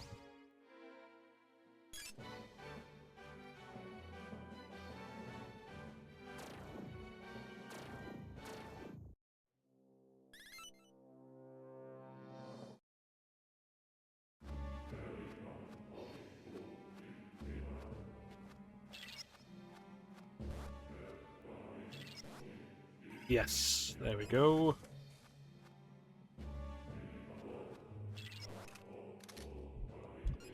A bead chain. Very nice. And a bead, also very nice.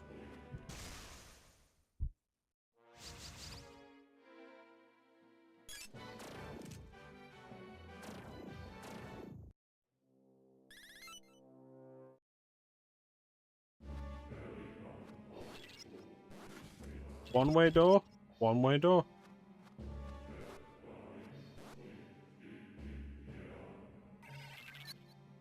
Hmm.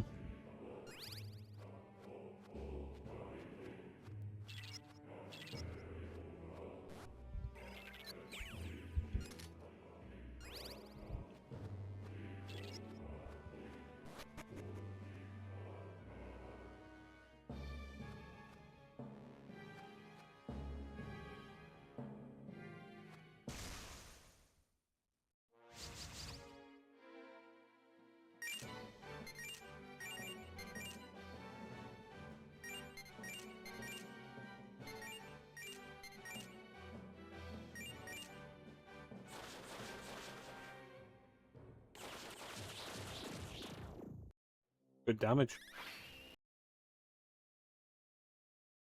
Alright, we have an ad coming up, so we're going to run this ad.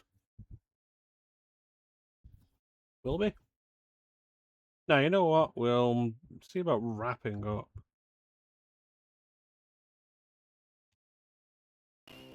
Get back to the ship and we'll just see about wrapping up.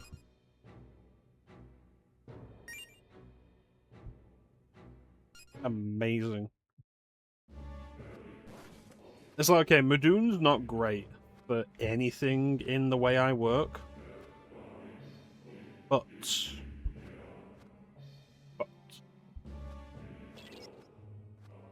resist fire holds no value for that demon. Like, it's genuinely wild.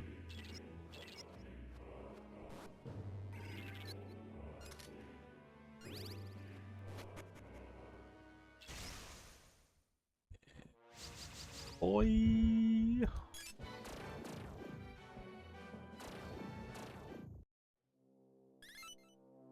I want to finish analyzing this guy, and then get rid of him. Hello?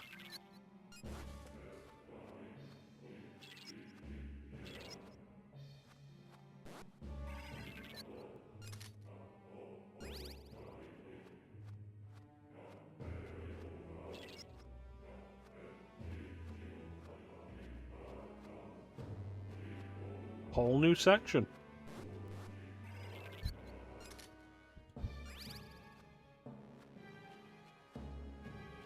This is going to be something where, like, if I want to find a lot of these secret passages...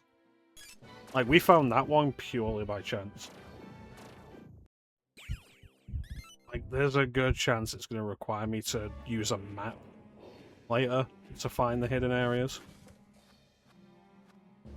If I decide I want to do that for the stream.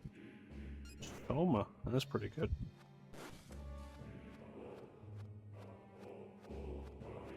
We'll see how we go, because there's most likely going to end up being a point where I may have to do some grinding. Because, like, the final boss of this game is infamous, like, legendary, as being, like, possibly the hardest final boss of the series. Even if we're fine up until that point may be the breaking point.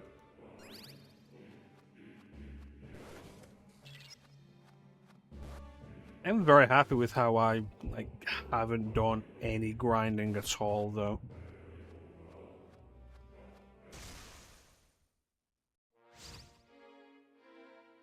Well.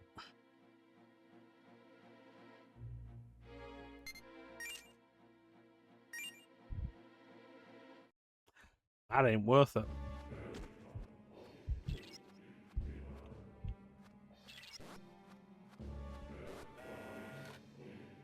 Yeah, just like no grinding. And it's so good. Just like constant forward progress. And like any time we've not been making forward progress has been like a deliberate decision on my part.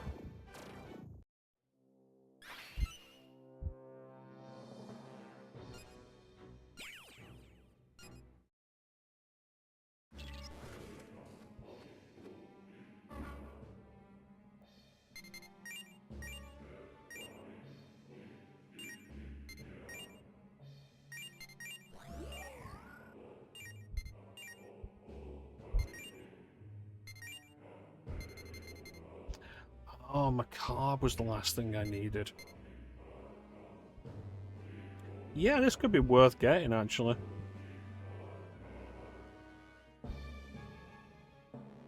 And finish analyzing macabre, and then get Hawkos.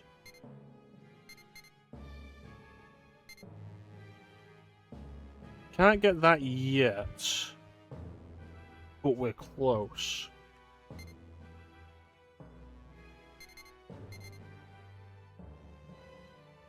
Yeah, I'd like to have that just so I can end up having all the tyrants.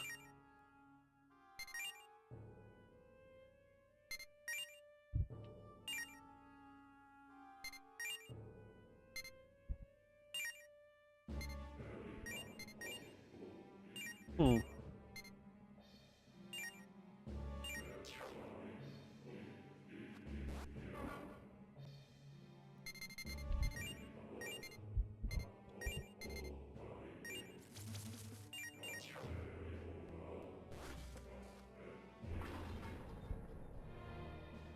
Right, and let's have the prerequisite conversation with everybody now that the situation has changed.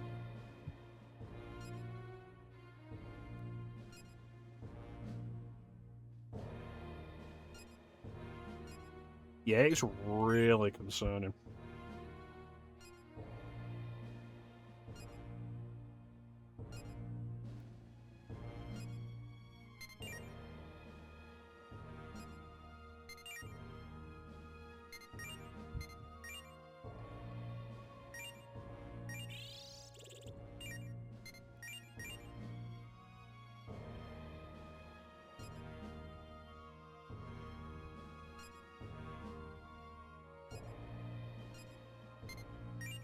Interesting way to look at it, Zoe.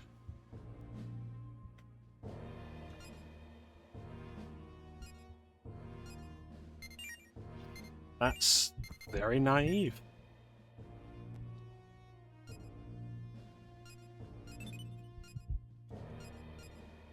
Anything interesting? New sword. It's actively worse than the one I've got.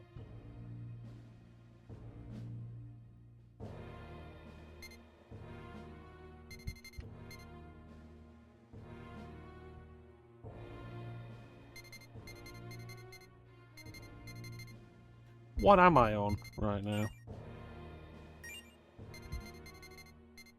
Lunar Knife's apparently better than what I've got, slightly.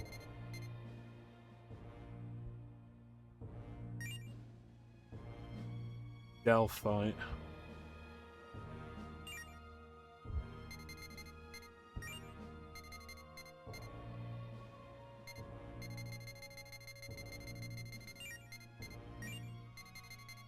I can produce chakra pots, but I only have one of the thing I need for it.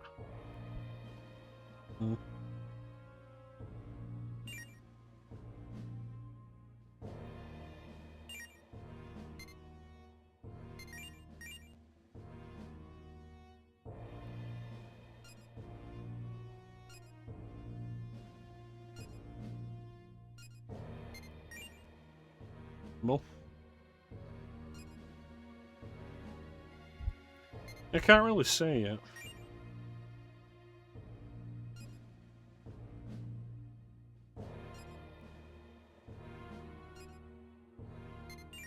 Have we? Because it really seems like we've gained a powerful acquaintance.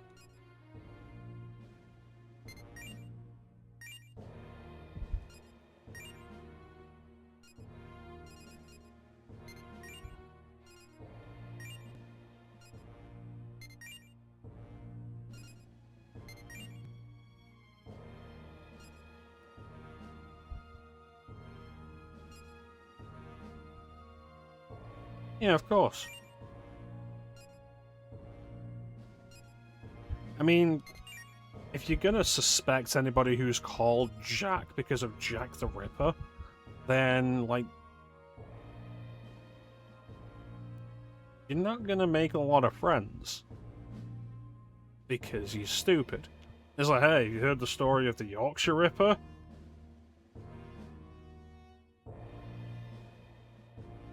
I don't trust anybody called Peter.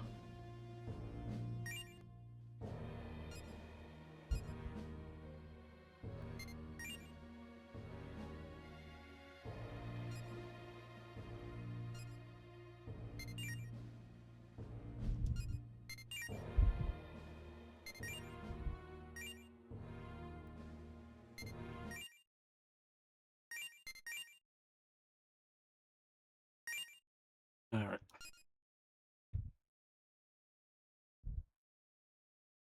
Oh, good progress today.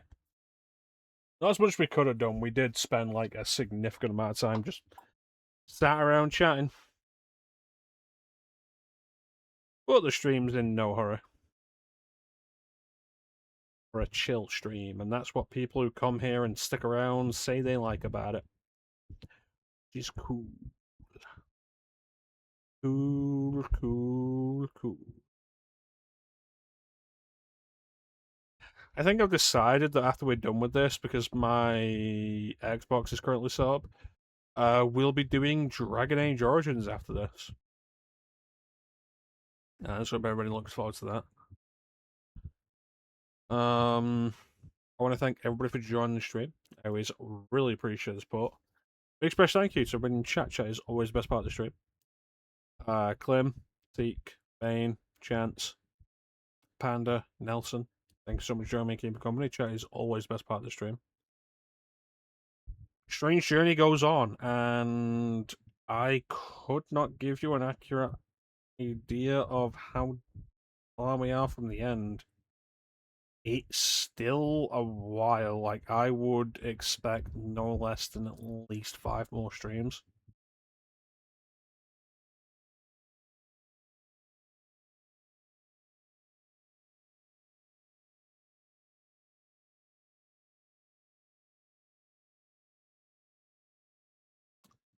Lot to do. Lot going on. Lot going on. The Legend of Sundays. I was intending to do Four Swords Adventures next. I'm kind of debating mixing it up and doing Skyward Sword next instead. Do a 3D Zelda that I've not done before, following the Minish Cap. And with Minish Cap done and Skyward Sword done, that also just leaves the path fully open for Four Swords Adventures and Hyrule Warriors. which I want to do both of those before I say we're going to wrap up the Legend of Sundays at the very least. But it should be funny because like my entire reason for doing the Legend of Sundays was like, hey, there's this recomp of Twilight Princess out now. I kind of want to play it. Let's have an excuse. And if we don't actually do Twilight Princess for this, doing games I haven't done before on stream, absolutely the point. So Skyward Sword, Four Swords Adventures, Hyrule Warriors.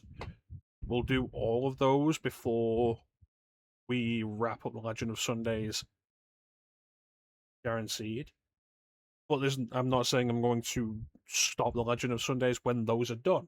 I might still do like other stuff like In Between Worlds. Maybe there'll be the long-awaited Breath of the Wild playthrough where I'll just be sat here unhappy for a significant amount of it. Though we do Breath of the Wild, I'm emulating it. I'm emulating the Wii U version, and we're putting cheats on it so the weapons don't degrade. So fucking. Honest to God, one of my favorite things about that entire concept on Simu is like, oh, hey, cool, there's some interesting mods here, like a Linkle mod. Like, here's Linkle, with a lot of outfits modded into the game for her. Cool. I like that. Linkle's design's super cool. Nintendo should maybe incorporate that into the main series. And then on top of that, weapon degradation. Really tone that shit down. We'll see. There's still plenty of Zelda we can do.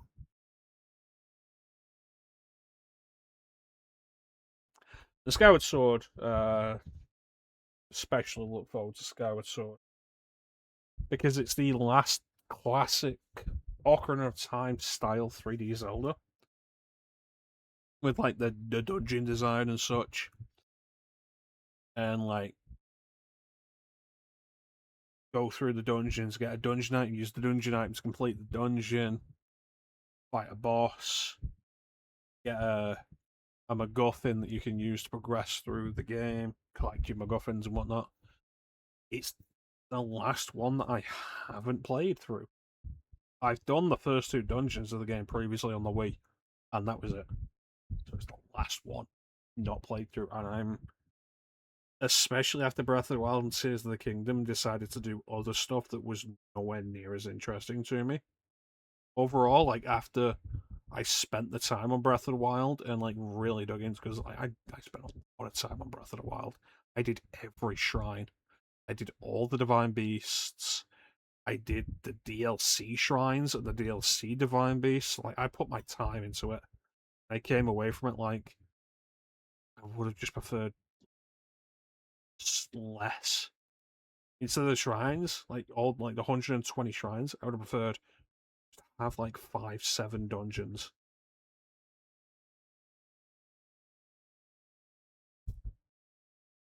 So I'm excited to go through the last 3D Zelda game like that I haven't done before. It'd be an interesting experience.